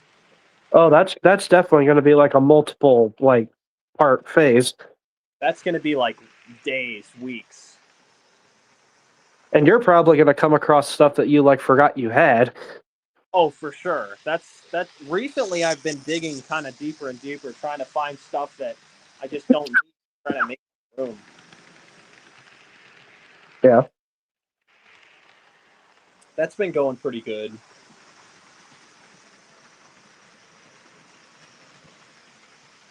I'm still upset, Matt. Nobody has joined the live stream.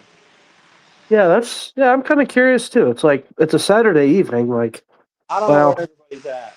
I mean, I know why a couple of them aren't in here because one of them's in a relationship, so we know how that goes. Right. And then, like I said earlier, I'm surprised the Jack hasn't joined. Right. You know, Let's change the train on the inner loop. Let's see. What else can I put on here? Centennial. No. I definitely need to get rid of this Western Maryland F unit. I'm going to set it on my. I'm starting to call this one shelf the chopping block. That's kind of where everything goes before I figure out what I want to do with it.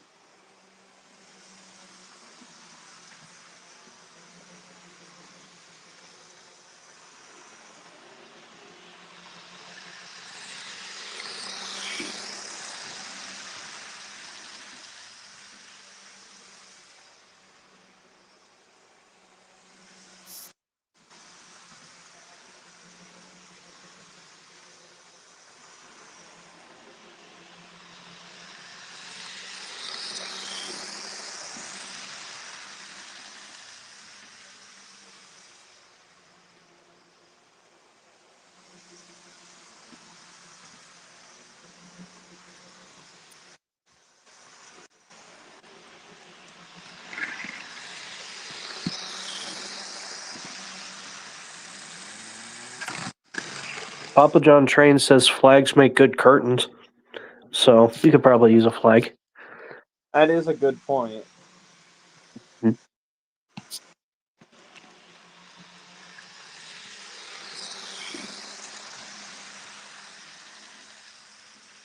Also, Papa John, we meant that no one's joining on our end. Where because I think a couple of our friends we were thinking we're gonna join, but they haven't.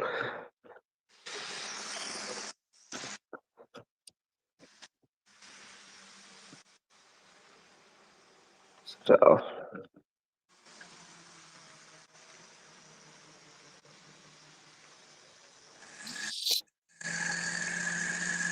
how many people are watching the stream right now?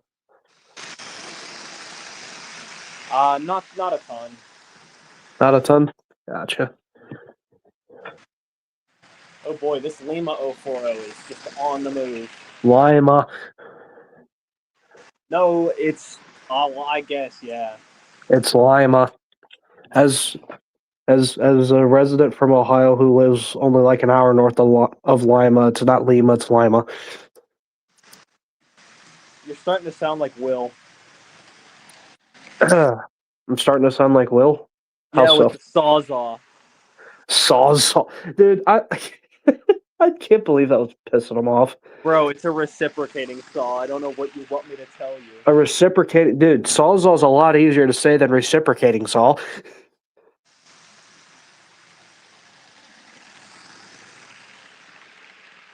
Yeah, actually, it's a reciprocating saw. I was like, no, it's Sawzall.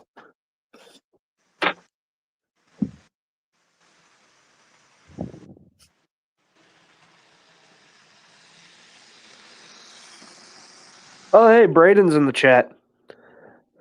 You guys join the stream or what? Braden, get your ass in here.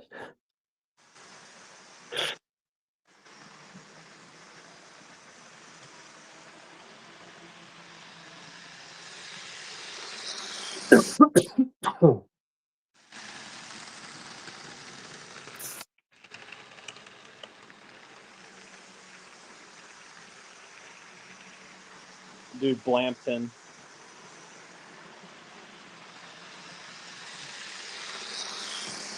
Braden says he's currently eating his dinner. Dinner. Well, can you join after?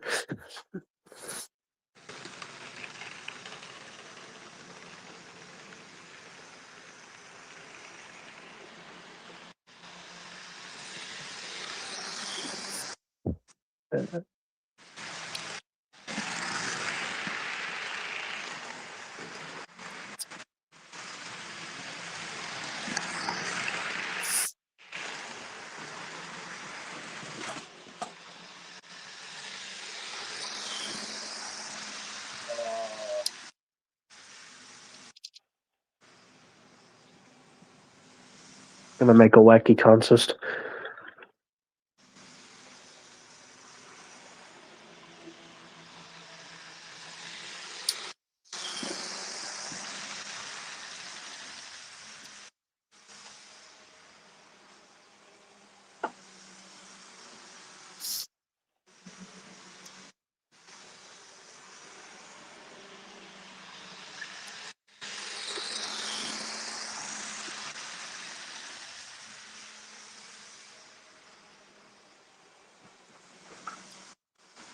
Hey Dan, I'm practicing PSR. I threw a bunch of freight on the back of my coal train. Oh boy, how exciting.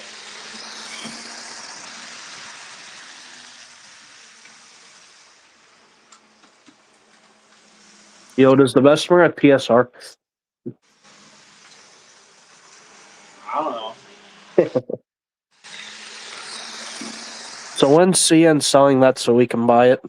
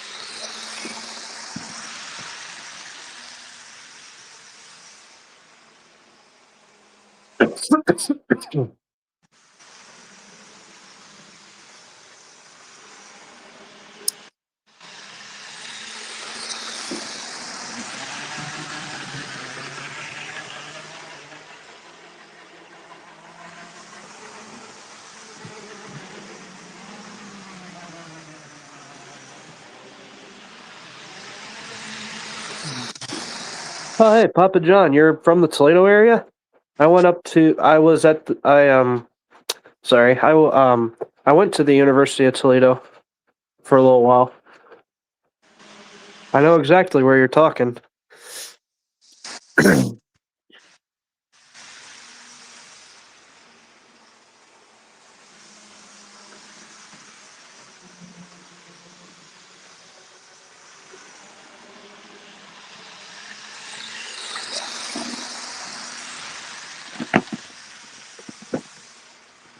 Braden says he'll join only after he takes an hour to watch a 26-minute special. I don't know if we're gonna make it that far. I'm thinking about hopping off pretty soon here. Gotcha.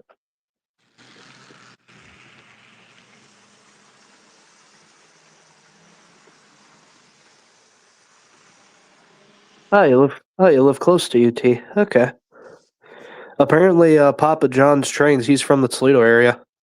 So we have an Ohioan in the chat, fellow Ohioan.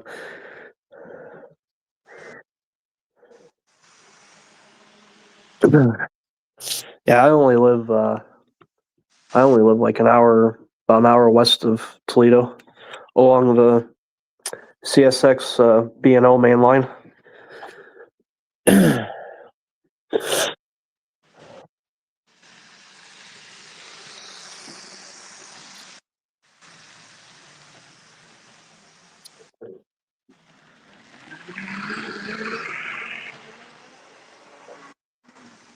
Yeah, but when I lived up at UT, I did quite a bit of rail fanning around the area. I basically have the railroad layout of the city like memorized at this point. Well, at least the existing layout. A lot of lines have gone.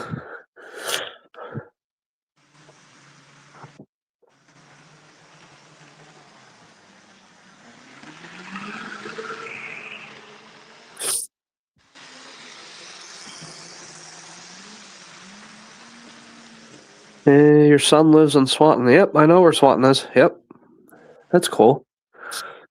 Yeah, I like Swanton. It's a nice place to sit, and the trains just fly on by on the Chicago line. It's a really cool place to see Amtrak too, because they're doing track speed through there.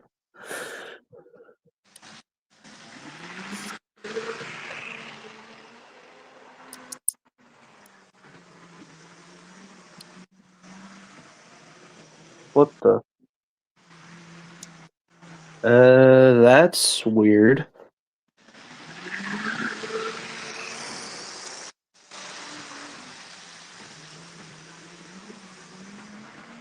Hmm.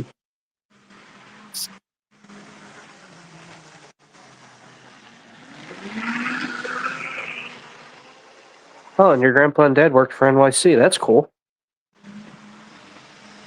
New York Central, road to the future.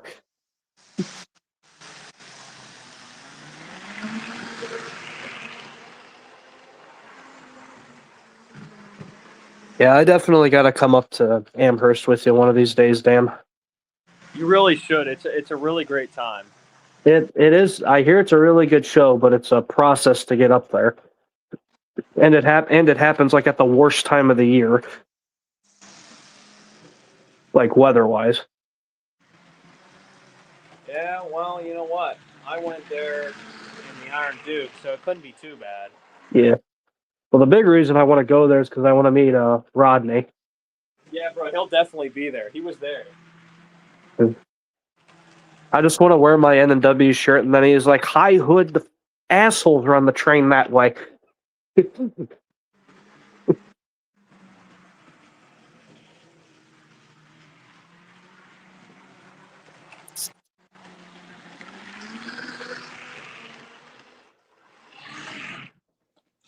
I'm gonna put a caboose behind this guy.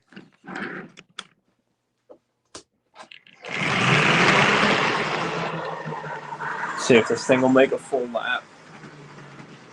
But the thing, I mean, I know like Rodney's rants and stuff. I know they're like mostly satire and stuff, but it's like, well, technically all steam locomotives were high hoods because the cabs were at the back of the boiler. That is true. And then all of like the first generation Jeeps, all the first generation Jeeps were high hoods regardless of the railroad.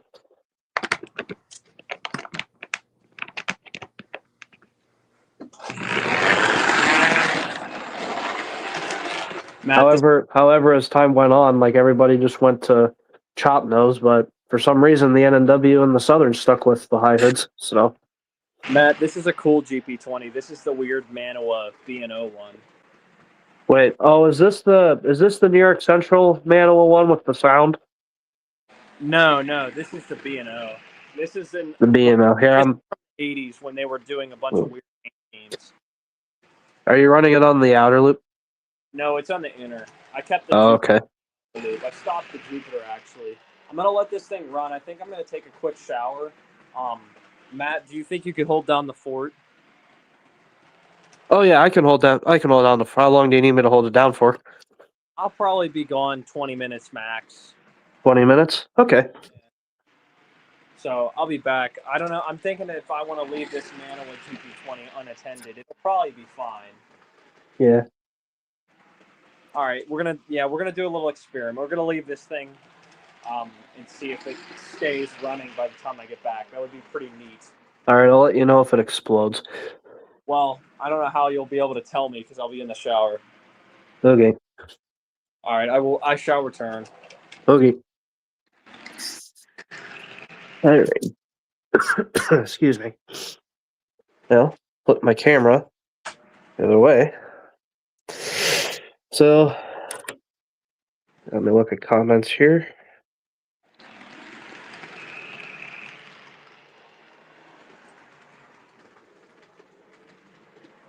Yeah, but for the people still in chat, Dan's having me hold down the fort a bit, so for about I think 20 minutes. So, but while he's gone, I'll just give you guys a little bit of a tour of my layout. I don't know why, but my camera's reversed for some reason. I don't know if it's a StreamYard thing or something with my phone, but anyway, this is kind of here. I'll turn the light off. But yeah, this has basically been a project of mine ever since I started college. We used to have We used to have an old layout in here, which was just all bare plywood, no scenery really on it. But it used to be 2 loops going from that corner there to this corner straight across. Then eventually we ended up going like this way towards the door, around here, and then around this wall. But eventually we had to get windows replaced, or my parents had to get the windows replaced. So basically, we just kind of started from the ground up using any benchwork we could from the old layout, and this is what came out of it. So, and this was my first crack at doing scenery and flex track and all that. So it's not the best track work and not the best scenery.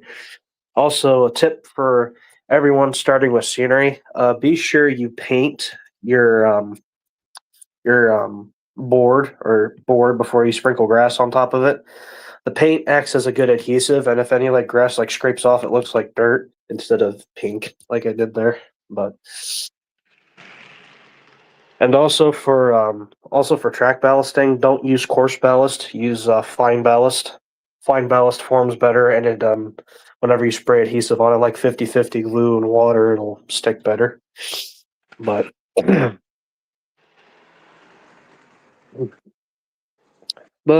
some of the buildings on here are Menards buildings. Like the electric plant here, that's a Menards building. The dog food plant right here. Get my pinky out of the way of the camera.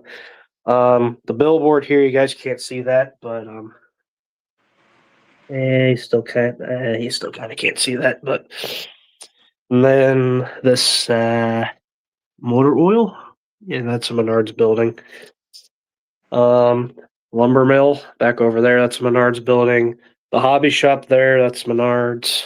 Like Darby's Menards. That's Menards.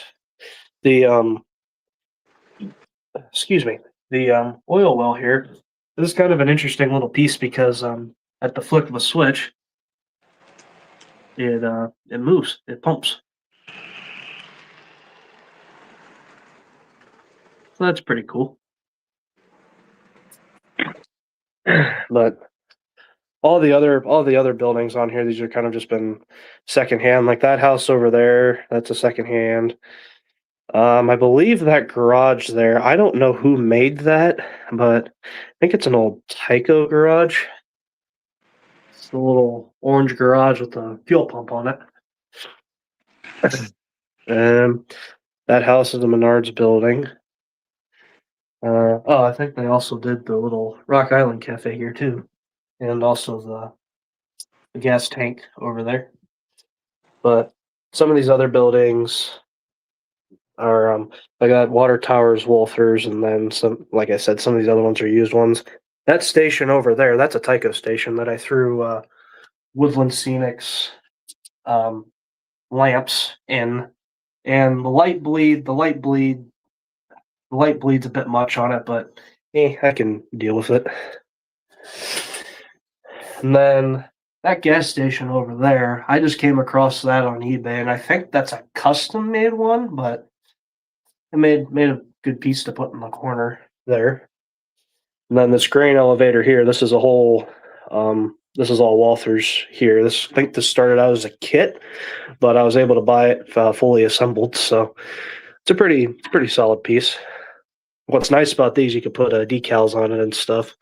So Joey, Ohio, is basically the fictional name of my dad's town and the fictional name of my dad's railroad.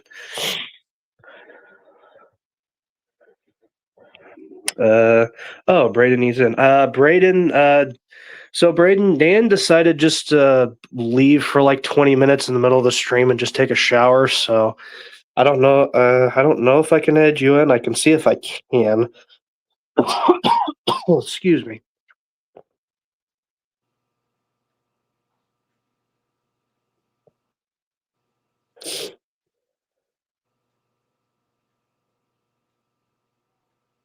Um,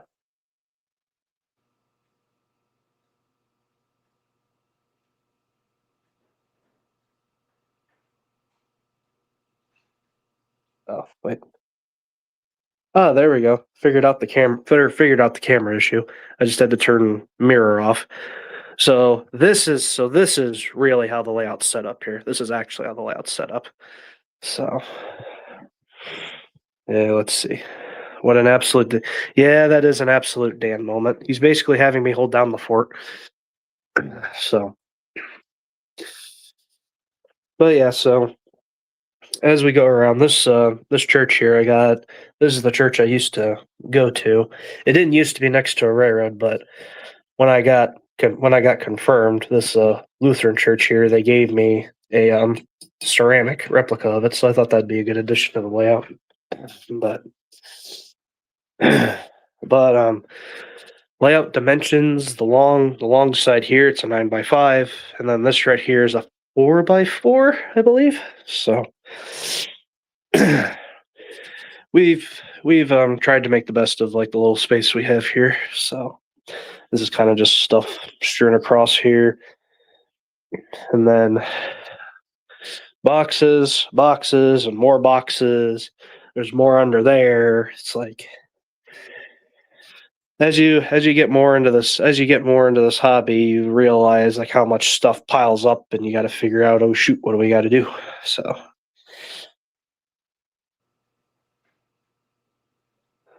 Oh, Dan's Papa John says Dan's train stopped. Oh, so I guess the Jeep 20 did explode.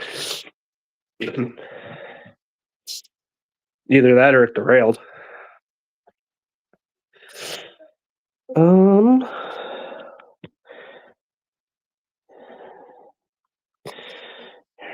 I have to.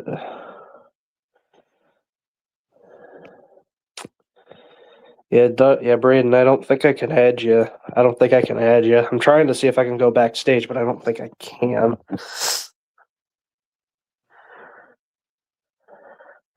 Oh, and it looks like Jackson here too.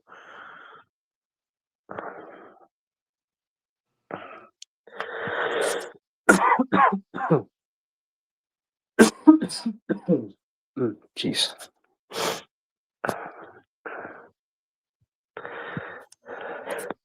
I like how when Dan leaves, everybody just wants to join now.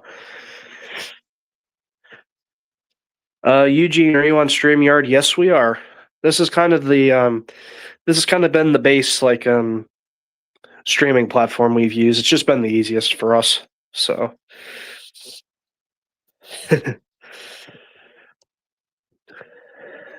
so oh hey Jack.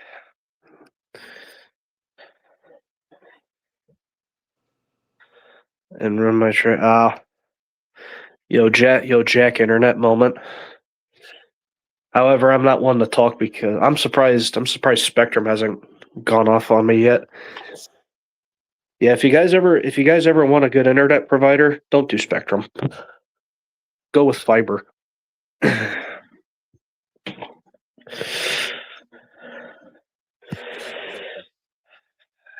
Yeah, sorry, Jack and Darb, but I don't think I can. Yeah, I don't know if I can add you guys in. I'd better be sorry. Well, I don't know. I didn't know Dan would be. I didn't know. Damn. I didn't. Damn. I know. I didn't know Dan would be like, oh, I'm just gonna go get a shower. So, dirty damn trains. I think Dan should rebrand to Dirty Damn Trains.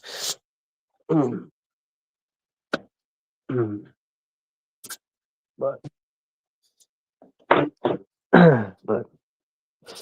but going back to the layout. Oh, there's my blue Trackster. Hang on, I want to see if this thing works. So these little Tracksters, these were made by Bachman in I think the 70s and 80s. If that sounds correct.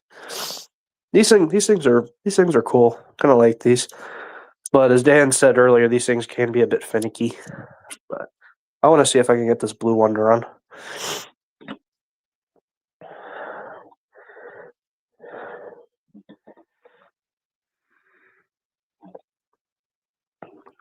Wheeling jump scare.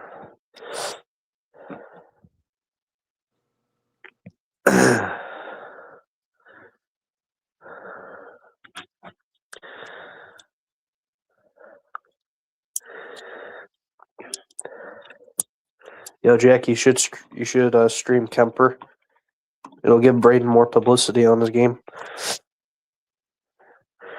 All right, we're gonna see if this little guy works. Get down here. See if she works.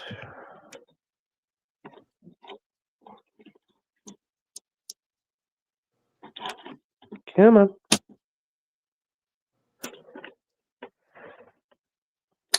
Nope. Does the same thing as the red one, just lights up.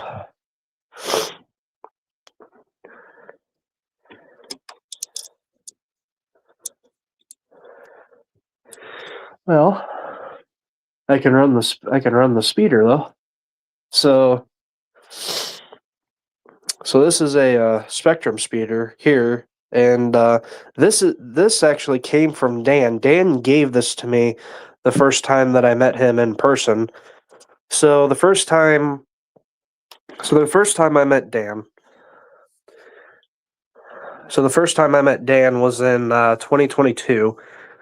Me and our friend Will from Wisconsin, we ended up going up to Kennywood. And since Dan lived in the area, we were like, hey, come with us. So, but yeah, after Kennywood, we spent the night at Dan's place, and Dan showed us around and everything, and he ended up giving me this little speeder here. So I don't know if it still works. Last time I ran it, it did. But hey, it's trying to do something. There we go. It sort of moves. I haven't run this thing in a hot minute, so it might be a bit gummed up.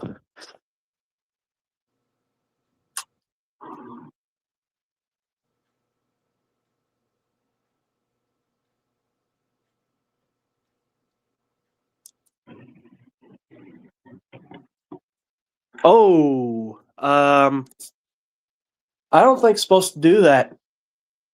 I just saw smoke. Yeah, we have smoke. I think I have killed the speeder. Oh, yep. I definitely killed the speeder. Well, shit.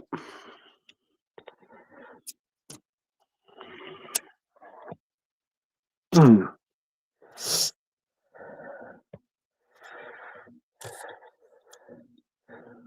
Well, I'm not running this thing ever again if it's going to do that.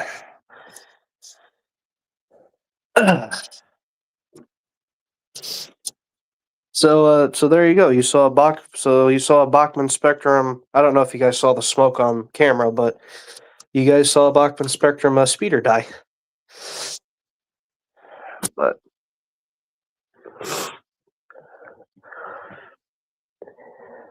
what else is there?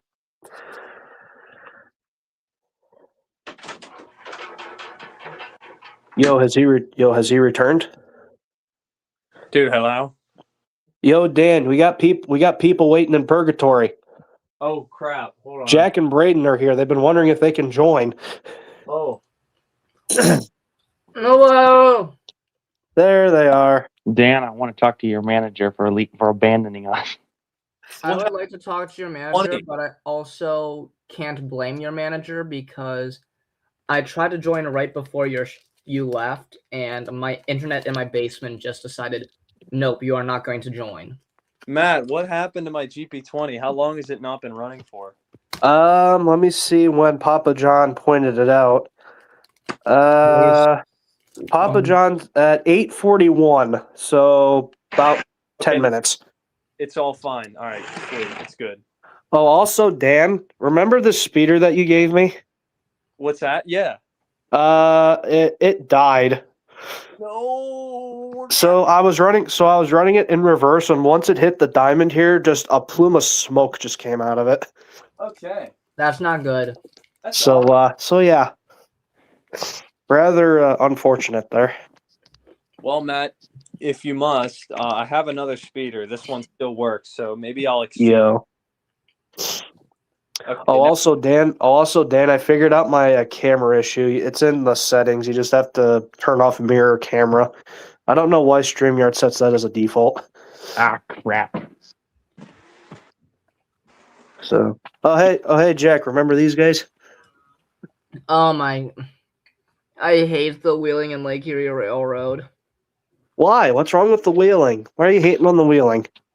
Every 5 seconds at the store, we get a call in about like, hey, you got the Wheeling GP35s? You got the Wheeling GP35s? I want Wheeling GP35s. Hey, Jack, you got any more wheeling GP35s? my speeder has derailed in the most location. I don't know if I will be able to. Wait, Jack, have you guys been able to sell any of the Western Maryland Jeep 35s No, yet? we haven't sold any of the Western Maryland ones yet. We've reserved like half of what we need to of the new run of Wheeling GP35s that we're doing, but we haven't had any of the Western Maryland ones reserved. It's Bruh. I don't get it. What's the big deal with Wheeling compared to like Western Maryland? Skylight Junction, welcome. Hello. So, I don't know. Maybe I might try to migrate back to my basement in a little bit. Hey, can you guys hold down the fort again? I'm sorry. Taking my social credit points. All right. I will be back shortly. I will not be gone that long. Well, I shouldn't be gone super long. Just keep...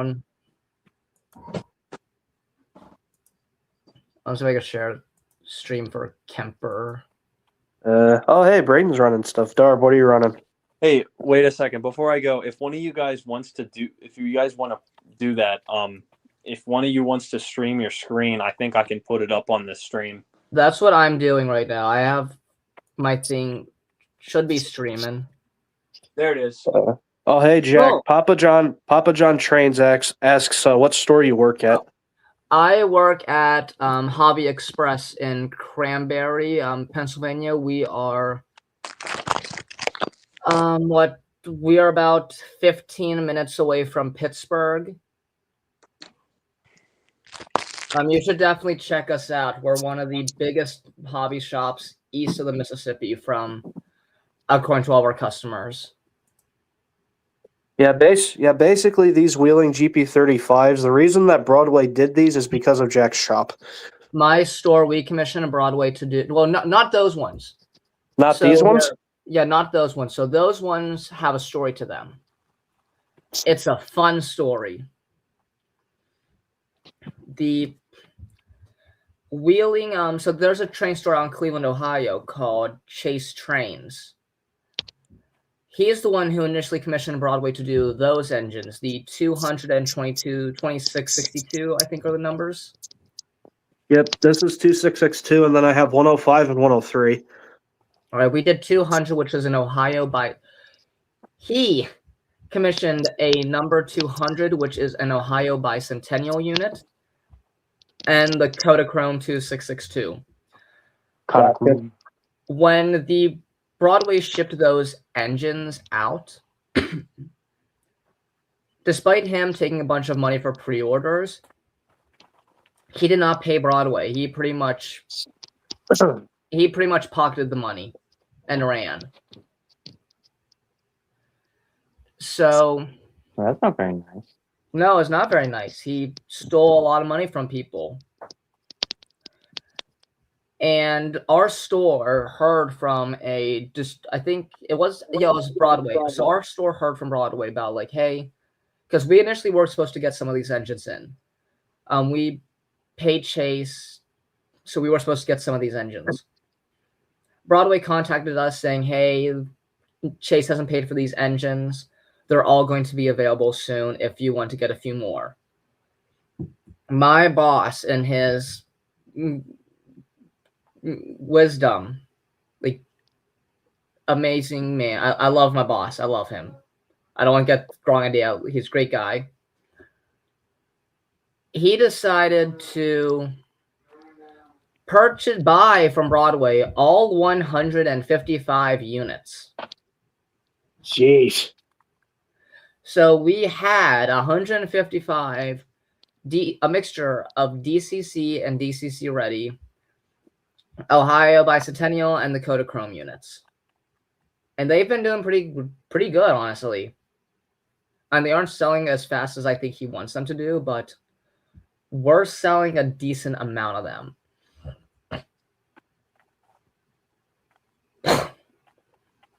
But yeah, so with the success of those units with us, we're commissioning Broadway to do a few more units now. Here, I can share my screen on what units they are. And I've pre-ordered one of them already. You did. Here, let's go to Broadway Limited Imports. Is my stream streaming right? Yes, we can see your screen. Yeah. Holy crap, they're doing an exhibit car. They're doing a bunch of different things. So there's the new run. So my store, we're having Broadway do. Okay, so there's the ACNY one. So there's Akron, Canton, and Youngstown.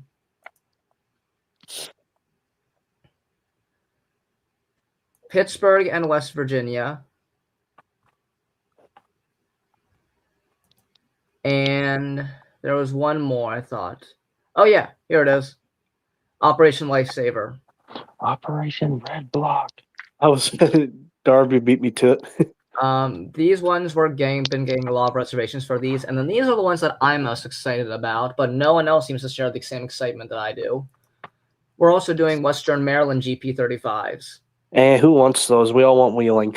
No, Wary Mary. I don't want wheeling or Western Maryland, so ha. Darb just wants the Southern Pacific. No, I don't. I thought you were SP Productions. That guy died many centuries ago. Are you sure? I was just talking to him like yesterday. Yeah, bro was SP Productions, yet he predominantly models Union Pacific. Bro, I was just watching Christmas movies the other day with SP Productions. He must have been with a ghost because he died in a fire. Well, yeah, we're doing Western Maryland and then the few wheeling variants. Also, Papa John, I agree. There isn't really any train stores in Toledo. You either have to go up to Great Lakes Hobbies up in Sterling Heights, north of Detroit, or you have to go to I love Detroit. Or you have to go to Fort Wayne to Phyllis Hobby Shop or Kokomo, Indiana, where Training Connections is, which basically is a shop where the guy runs it out of his like shed, but he has like a lot of good stuff from like scale trains and everything. But yeah, that's the big problem. Like especially within my area, like if I want to go to a good hobby shop, I have to like take like a day or two drive out to just to go be at one. So it's like, here, Darb, this one's for you. Woo-hoo. UP, I like that. Oh hey, Jack, you might have a taker. KNB8 vid says we do a little Western Maryland. You might have some takers, or you might have a taker. Oh, yeah. If you are interested in any of these engines, please give our store a call because these are specifically, there's Hobby Express exclusive. Let me get to our store's website. Papa John Trains. Is that the train station in Columbus? Oh, Hylian. It's Hylian. Hey. Oh God, I had a massive accident. Ah. Darb's turning into the Penn Central. Oh yeah, there's our wonderful Christmas commercial. That bear creeps me out. What is bro doing? Yeah, it's kind of scary. Jack, if I see that bear when I come to the Monroeville show, he's getting punched.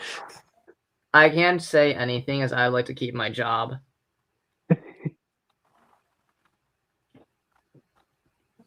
Oh yeah, you might be on the shoot. Here. If I hear tomorrow that you lost your job, Oh yeah, there they are. There's the Jeeps. No one wants those. No one wants those.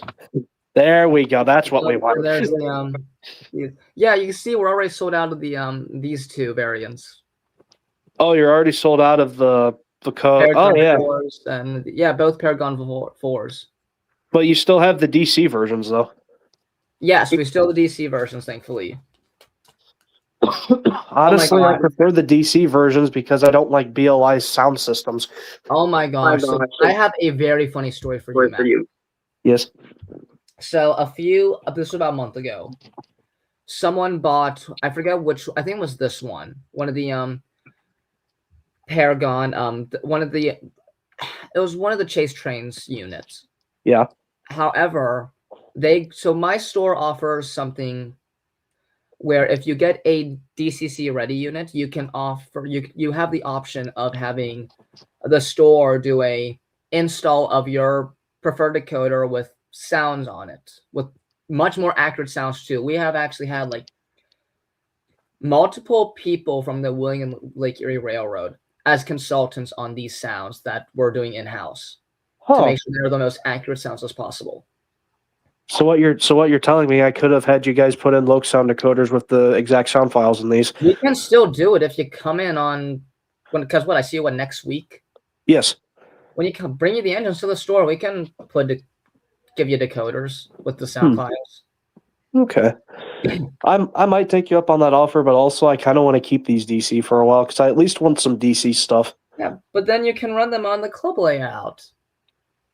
Shit, you're right. But I mean, I got all this bullshit I can run on the club layout, all my N&W stuff. I guess you do. So, but yeah, so someone, I think it was the Kodachrome unit. Someone bought the DCC ready Kodachrome unit, but they had our decoder install with ESU decoder install with the accurate sound files. Mm-hmm. They decided then to, like months later, to then return the unit because, and I quote, the Broadway sound files are more accurate than our sound files. Huh. To which we told them, No, you're out of your mind. This is Broadway uses a generic sound file for pretty much all their locomotives. Yeah. You guys actually went out of your way to No, we did the consult research. the wheeling. We watched videos. We consulted multiple wheeling employees who have worked on these engines. And bro is still adamant about, no, I want the Paragon. I prefer the Paragon. I like Broadway products. I love Broadway. Most of my collection is Broadway limited products. It's the only real commercial like producer of steam locomotives anymore. They pretty much are, which I'm on the steam team. I love my steam. Athearn doesn't count because Athearn is shit. Athearn is not good, honestly, in terms of their steam quality. Bachmann is Bachmann.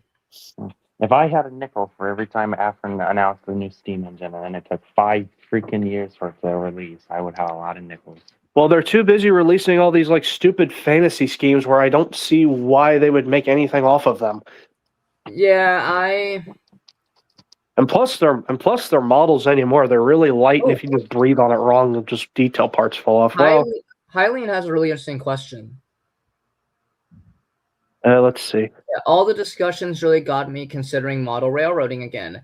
Any advice from what either of you've learned in the past 5 years? Don't buy anything. Don't buy any modern Athearn stuff. Stick with Blue Box. Matt, If you're gonna buy Athearn stuff, do Blue Box, no newer. My answer is kind of don't overcomplicate things. Yeah, that too. For instance, like when I started model railroading, I kind of collected everything under the sun. Don't you still do that? I still kind of do that to an extent. However, I'm much more kind of narrowed down in what I consider everything under the sun to be. For instance, my primary railroad my primary collection consists of preserved steam locomotives, anything New York Central. Basically what Darb was showing on his camera. Anything New York Central, anything really movie train related. I like movie trains. So why is my camera backwards? Yeah. It's just the best thing I can say is try to find like some sort of niche. I mean, it's nice to have variety and stuff. Like, I like collecting famous passenger trains and preserved steam locomotives. That's what I like to collect. But I also like to have a railroad. My railroad is mostly New York Central. Anything that's New York Central system, I need to have it.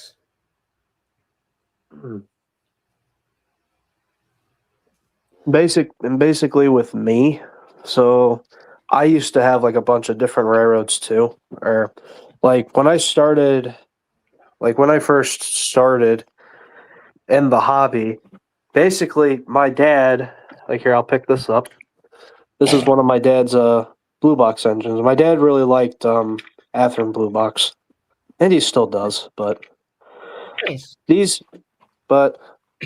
truck cover fell off. But anyways, Blue Box engines, really easy to work on and everything like that. Not so friendly with DCC because the motors draw a lot of amperage to where it'll just blow up a decoder. But I would say if you guys are, I'd say if you want to like start like getting experience with working on models and stuff, I'd say start with Blue Box. And then just work your way. Simple.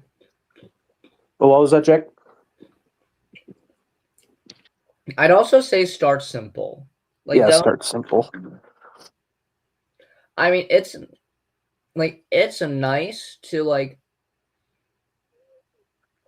For me, I kind of just dove into the deep end immediately. My second engine ever was a Broadway limited brass hybrid.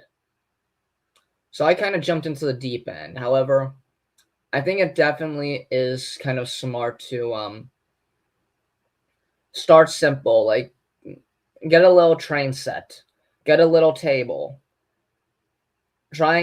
teach yourself new skills with the set and table before you then hop into the whole world of DCC and decoder installs and custom painting and custom decaling and scratch Details. detailing. But this locomotive here, this was my programming with CVs. Heck, Yep. even I still don't JMRI. JMRI is a learning curve. But I accidentally exited the tab. Oops. but this fun fact about this CSX locomotive here, this was I think this was either my first or my second locomotive I ever got that was gifted to me. In the chat. And this thing still runs. Hello, Corey. Oh, Corey's in there. We could have him join if Dan was here. Productions. Hello, all. What's the topic? We are talking about, I guess, just getting started in model railroading. Like, kind of what we think is like, with our experience, what's the best way to kind of get introduced to it. But anyway, continuing with like my side of it, like I had collected like locomotives just from random railroads and stuff. And then I decided to go with more of so I did like kind of a mix between like, 2000s and early like do 90s and stuff like that, like modern stuff. But then eventually I was like, I want to do like 70s because I know the 70s wasn't like the best time because oil crisis, but like it was very colorful and it was very interesting. So with that, I ended up collecting railroads like from around my area in the 70s. So you'd have Norfolk and Western, Penn Central, Erie Lackawanna, DT&I, B&O, C&O, like you understand. But during college, I got in quite a few financial pinches because we all know we've all been through college. It's like, money gets tight sometimes. If we're old enough to have been through college. But wait, what was that? I said if we're all old enough to get through college. I don't know how old if Chad has been through college yet. But after a while, I realized, okay, I kind of got to narrow it down. So I initially narrowed it down to NNW and DT&I, but then I sold off my DT&I stuff and I just went to NNW. Well, then eventually I ended up expanding my collection to nickel plate. I have a Proto Burke box right there. I don't know if the Burke's in it, but I don't want to open it. But a couple of guys, so I used to be part of a Blissfield Model Railroad Club when I was at UT, and a couple of the guys up there had a couple of nickel plate Berkshires that they wanted to get rid of, so I was like, hey, I'll take them. And then that just kind of spawned like my own little 1940s, 1950s train and stuff, so I kind of went into that realm, and then just recently I got the wheeling engines here, so basically I've narrowed it down, but I'm like expanding out again, but I'm being like specific on like what railroads and like what eras I want to do. So like post-war to like 58 or to 60 is just nickel plate and a teeny bit of Wabash, and then 70s to like Norfolk, then 70s to like mid 80s when Norfolk Southern came about, it's N&W, and then for modern day it's wheeling. So I kind of got it narrowed down to where, well, like I said, narrowed down but expanded back out, but I'm being wise on like what I want to do. Like I don't want to go overboard and just model a bunch of random stuff. So hello, Real Rickmania. But that's basically my experience with the hobby. So in a nutshell. What did I do? I kind of collected like whatever I just thought was cool. And then I started getting too much stuff and realized I have a slight issue. I need to downsize. And the thing is, with a specific route. In fact, at this point, I didn't even model the New York Central. I had a few like New York Central engines, but I never really officially like modeled the Central. I don't know what even that picked up.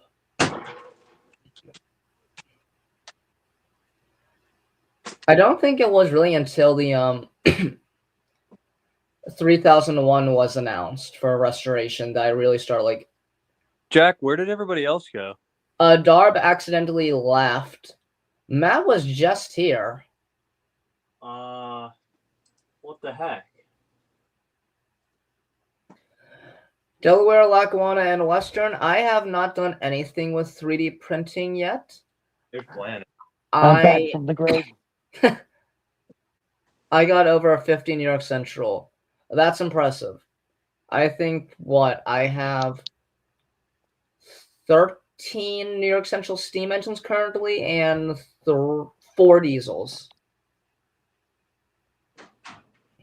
That's what I have. Like 5 Hudsons, 2 Mohawks, Niagara, Mikado, Connie, a Mongol. A what? A Mongol. A Mogul. Oh, okay.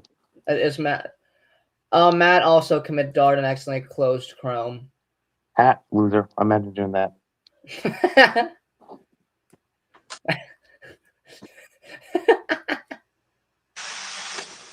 Dart's mistake is in the past, but only by 5 minutes. Actually, it's been more than 5 minutes. Thank you very much. Life moves fast. You got to forget about the past. Unless it's Matt, I'm gonna tease the shit out of him when he gets back. Okay, Ferris Bueller.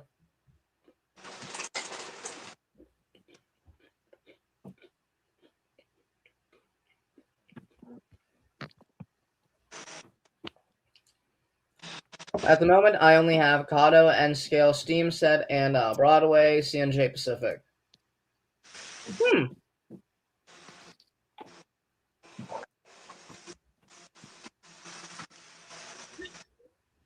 I'm currently playing with a brass headlight I have. All right. I'm going to do some Kemperisms. Where is... Kemperism. I'm hoping that it is able to stream the game properly. Where's connections? I'm going to promote Darb's amazing game. Darb Test World. Old. Set Map.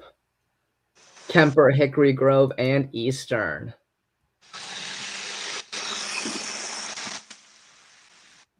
You know, it's funny, Jack. I was looking last night. There was no VC. I was looking at trying to find headlights and crap for the HL scale engine. Oh, nice. Yeah, I didn't really do anything last night. I was mostly just recording for YouTube. Oh yeah, I still need to get you those videos. Huh? I said I still need to get those videos. Yeah, that's fine. As whenever you can get them to me, that'd be much appreciated. Oh yeah, Matt ain't here. I was gonna tell him this. Last night I was messing with I might have to Yeah, you might want to mute that. I was messing with those headlights, like I said, and I accidentally elbowed 765 and broke its headlight. Oops. Here, where is StreamYard? Oh, what is Will saying in chat? Packer game. Do you know any places where I can get cheap track for HO scale? Because I don't want easy track. Are we having another Hobby Express promotion time?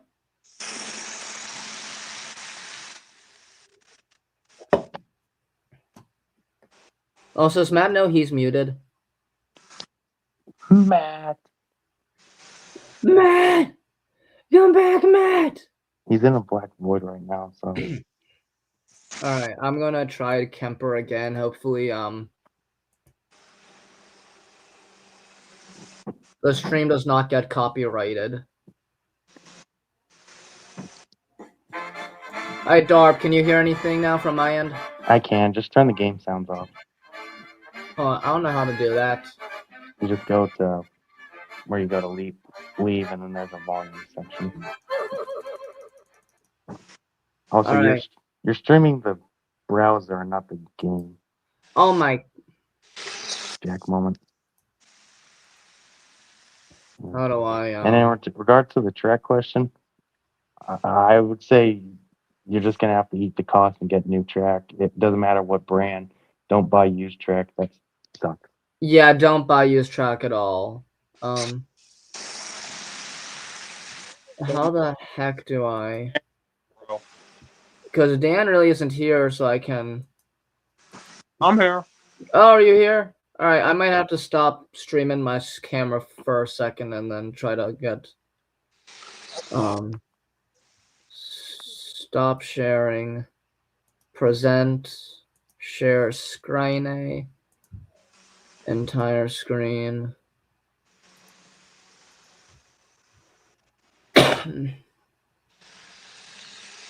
Don't show this tip again. Got it. Okay, cool. Where's Roblox?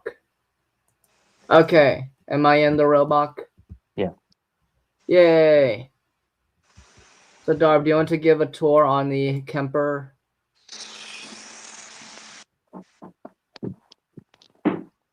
Fuck. Yeah, that's my fictional railroad I made up.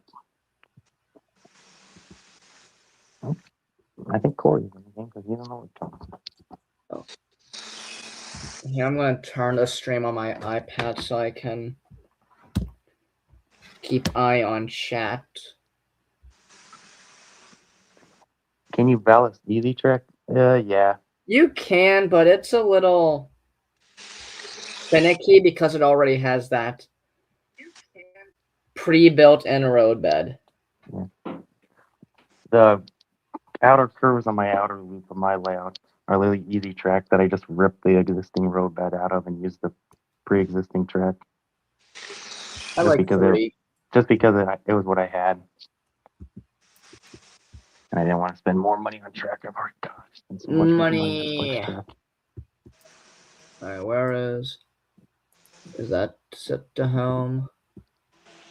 Yeah, you're already set up to route the track, Jeff. Oh.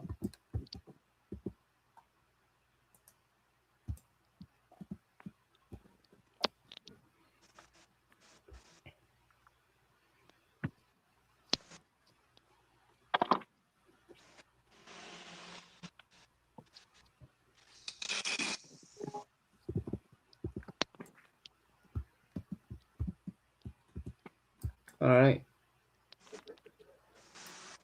Yeah. Oh yeah, Darb. I found out today at the store that we carry this what's it called? Oh, I just did I kill the tender? I saved the tender. We have this kind of like they're like little like Christmas light strings. So Yeah. I can make Kemper Christmas train reel. Oh gee. Oh, I need to take the Christmas train out. It's not Christmas anymore. Yeah, my parents took the liberty of already taking down my Christmas train, even though I was going to take it down to Nat when I got home from work, but they already ahead of me. Yeah. We took down our outdoor Christmas decorations today because it's going to rain tomorrow. Also, they're calling for tornadoes, so if you never hear from me again, I probably got sucked up by a tornado. Corey says, depending on usage, I personally find Atlas track to be serviceable. However, make sure you don't get or use any of the old steel track if you go the used route. Yeah, typically you want to stay away from the steel rails because that stuff tends to it tends to rust. All right. Can you guys hear me? Hello? Oh, yes, hi, welcome Matt. back to the land of living, Matt. We were getting ready, the coffin ready. I want nickel silver track. That's probably the best. Yeah, Nickel Yeah, silver Nickel, track. don't do brass track. No brass track. Unless your name is Dirty Dan Heckler. No, Dan doesn't use brass track. No, but he's used it before. I mean, I think we've all used it before. I've used it before, and I've it never sucked. used brass track. Well, look at you, aren't you so fancy? Yo, Jack playing the Kemper. I am playing the Kemper. This is my favorite. I think aside from like, in terms of the actual Kemper lore engines, I think this is my favorite engine in the game. I like this engine. And I'm definitely not biased to it because the Kemper prototype I made isn't number 3. It definitely isn't because of that. I thought it was number 4. The prototype engine I made, because it's a manual boiler, they have the precast number, because they're all Sierra 3. Hey, Jack, you want a fun fact? Yeah. Remember that IHC or no, it's a Pemco 28 or 260 that you gave, or I don't know if I bought it off. Yes, that one. Yeah, the tender drive. That in a video recently. Really? Yeah, you would never know that that's what it was. Though. I was talking about that Pemco Mountain, and I needed a good example of the power truck, and so I used that. I kind of want to find that video. How much would someone spend on track? It depends on how much track you want. Okay, I see the video. I will watch it after the stream is over. You can't even tell that it's the same locomotive, but you know. Well, I remember when I had that thing, I would put my crappy paper decals on it. One of them's like still half on there. Oh my god, it still says what, Shenandoah Valley? I think it says I wrote something on it. Hold on, what does it say? There goes my again. Make sure it's rated PG. Yeah, that's kind of also my concern. Here, I kind of want to. Here, I'm gonna stop and go back to the thing so I can see this engine. I haven't seen it in a long time. Well, it's one picture and it's inside the tender. It's not actually of the locomotive. Oh. So okay, all right. It says, "Who let something cook?" Or that's all it says on the side. I'm not joking. Oh God. Hey guys! I found something. Should I run them? What are you running? Oh my gosh. That's up to you. Oh my God. Can someone explain what the issue with brass track is? I've always heard people gripe. It tarnishes. It tarnishes. Nickel silver is best. I've used brass track though, and for low usage, I found it not bad. I've also used it in my old club layout, so it was fine operationally, but needed a lot of cleaning. Jack, if you're interested, the 260 is on screen. It's made a full appearance. Oh my gosh! Here, is there any way you can enlarge it so I can see a little better? Because it's a little. Oh my gosh, that's hilarious. There it is. Oh, the pilot's all. It's demolished. I mean, thing's not in good shape. I wonder if it still runs. Let's find out. I don't think so. I mean, it might run. Just got his first BLI engine for Christmas. Cool. What engine did you get? There's only one proper answer. Dude, this thing still runs. That's impressive. And yes, Annie and Clarabelle came with it. Annie and Clarabelle. That engine was an impressive engine when I owned it. It just drags the wheels. That's funny. Oh, an N-scale Penske M1. Nice.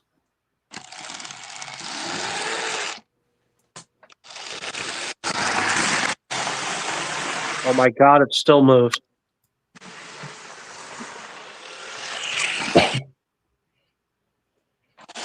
That's impressive. I'm thoroughly impressed with that engine. Pemco is really cool, and I need to find more of their stuff. Bro, that engine, along with What engine was it? That River Aussie Great Northern Mikado that I traded Will for that Blue Comet engine. I missed that engine too. Hello, the Milwaukee. No, actually, no. MLW is probably Montreal Locomotive Works, not the Milwaukee Road. The Milwaukee Road. The Milwaukee. How can I laugh at this? There's no Milwaukee Road. Also, what Roblox game is that? This is a game made by our friend Blandon Darb. It is called The Kemper. The Kelper.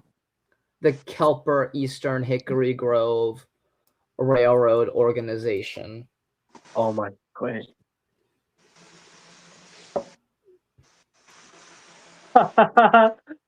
Hey guys, I've done a thing. Oh God. What did Matt do?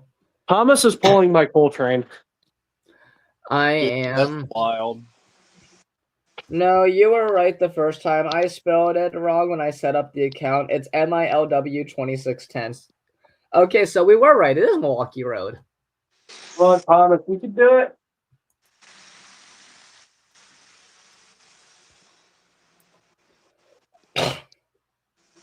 Okay, yeah. Hylian said in all seriousness, it's the Kemper Hickory Grove and Eastern Railroad.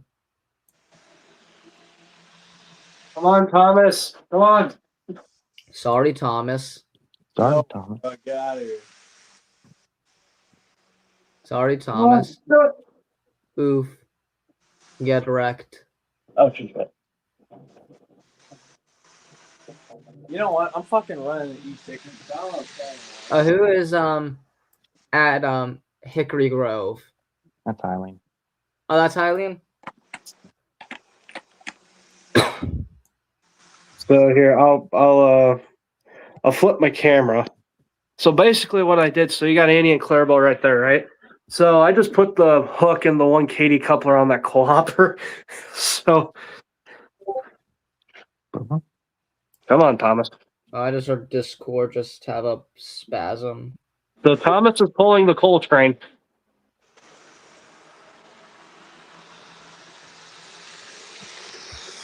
Thomas is pulling the coal train.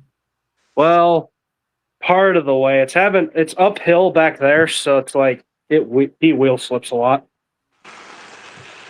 So I kind of got to give him a push. On a wreck. I don't do that. Come on, Thomas. You can do it. Yeah. Oh, I gotta go take a dog on a walk. This is Darb is derpy as being hell. volunteered for dog walking duties. Hey, my man's is ready to go. Yo, Thomas is being a really useful engine.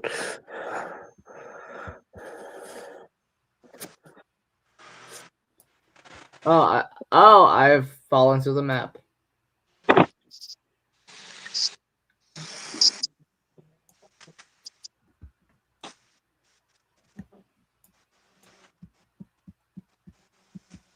Tank car. Where's the Yeah, there's the Krigglemis train. Or I'll go to where all the other fun non-Kemper lore engines are. Yo, can all model trains be built like the Thomas models, where like the plastic's a lot thicker? No, I don't want my trains to have faces. No, not built like exactly like them, but like whatever material Bachman uses for them. Oh yeah, Matt, I meant to tell you this, but I was on messing with the train layout last night, and I accidentally elbowed 765 and broke its headlight off. Hey, Darb, we're gonna have to have a chat about that. Hey, Matt, you want to know something? It was a single piece glued onto the front of the engine when it was at the factory, and it can slide right back in. So I just need to reglue it. Did they Wait, it's a Bachman, right? It is a Bachman, yes. It's plastic. Oh my gosh, I see the Christmas mountain.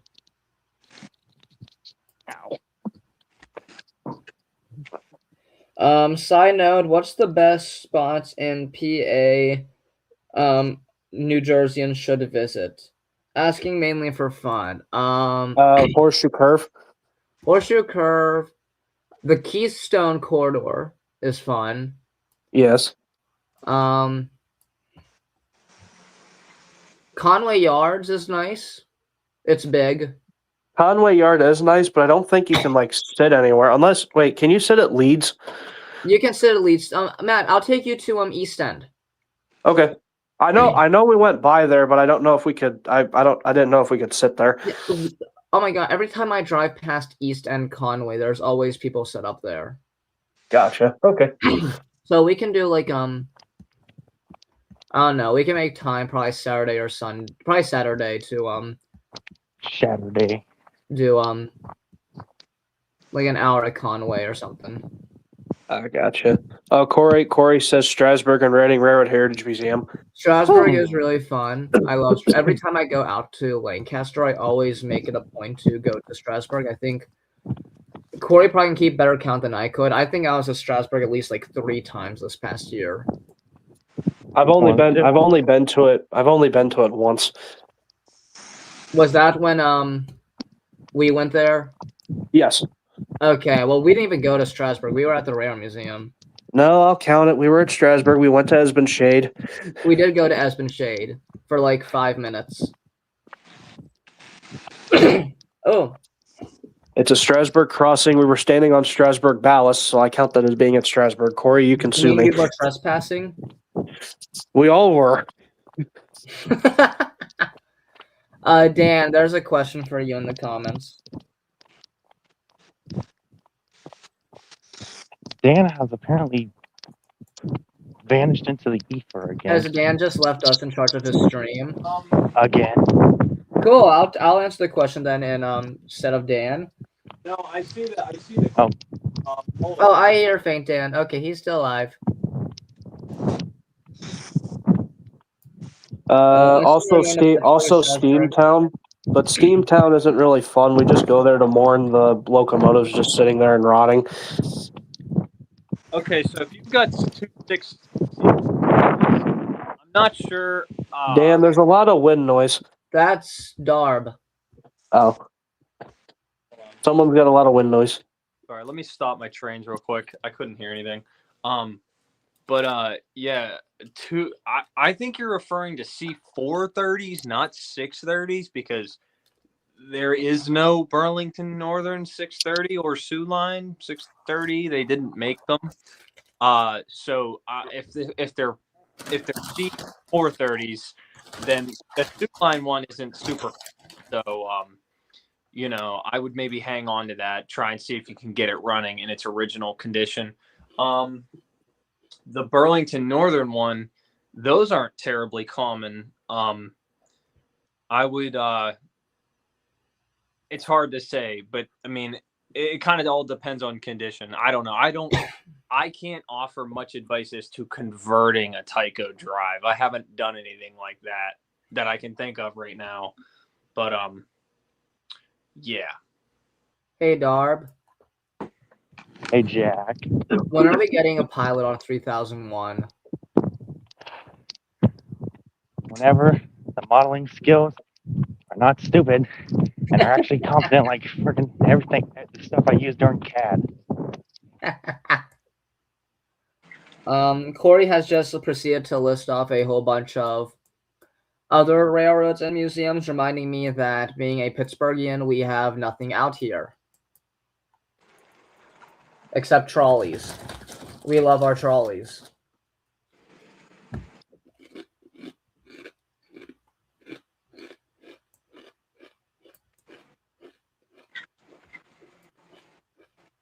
Yeah, Hylian says this man did everything but the pilot.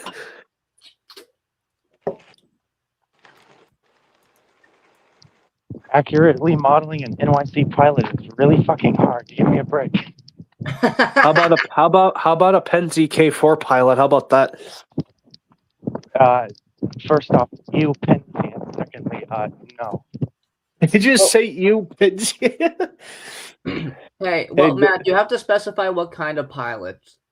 I said K4 pilot. That still doesn't narrow it down.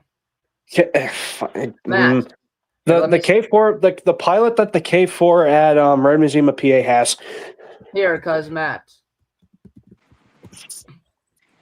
Whatever the streamlined pilot is. Yeah, cuz Matt. That there. that the pilot. K4 pilot. Yes. That's a K4 pilot.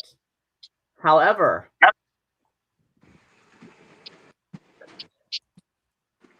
wait. That is also a K4 pilot. I'm just saying. The one where it's smooth, the smooth pilot that I'm you showed just me. So you're talking about the cast K4 iron pilot I can make in like 5 minutes on Inventor. So I was going to say there's the slat pilot and the cast iron pilot. Also, Hialeah Corey's listing off a lot more Pennsylvania locations. I'm just going to do this for Corey's sake. I don't know about you guys, but I'm about ready to head out. I think I should probably stop the stream. So. Ooh. Oh God, Jack found the New York Central locomotives. I hate to cut you guys short, but yeah, I'm probably gonna. Ooh. Aw. Thinking of ending it off, Dan? How do I stop doing that? Yeah. All right, let's wait a second here.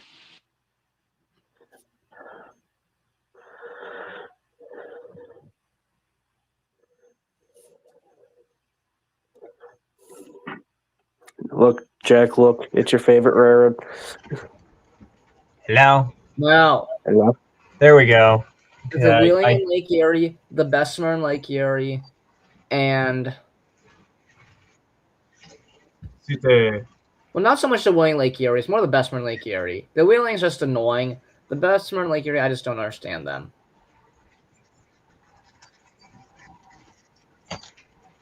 Oh, we turned the cameras on. I was just seeing if it worked, just out of curiosity. I'm gonna. Darb turned on his camera in the middle of Duke Landon. The middle of the night in Illinois. There's a dog. There is a dog. Come on, man. There's Daisy. Delilah. Look at her go. Hey, Delilah. Now that's Daisy. Oh, that's Daisy? Hey, Daisy. Yeah. Hey, Daisy. Delilah is currently at home, probably throwing a fit. All right, I'm gonna end the live stream. Thank you guys for sticking around. All right, Dan. That'll be $300 for appearance fees. I too demand an appearance fee. I demand one as well. Do you have a business email for the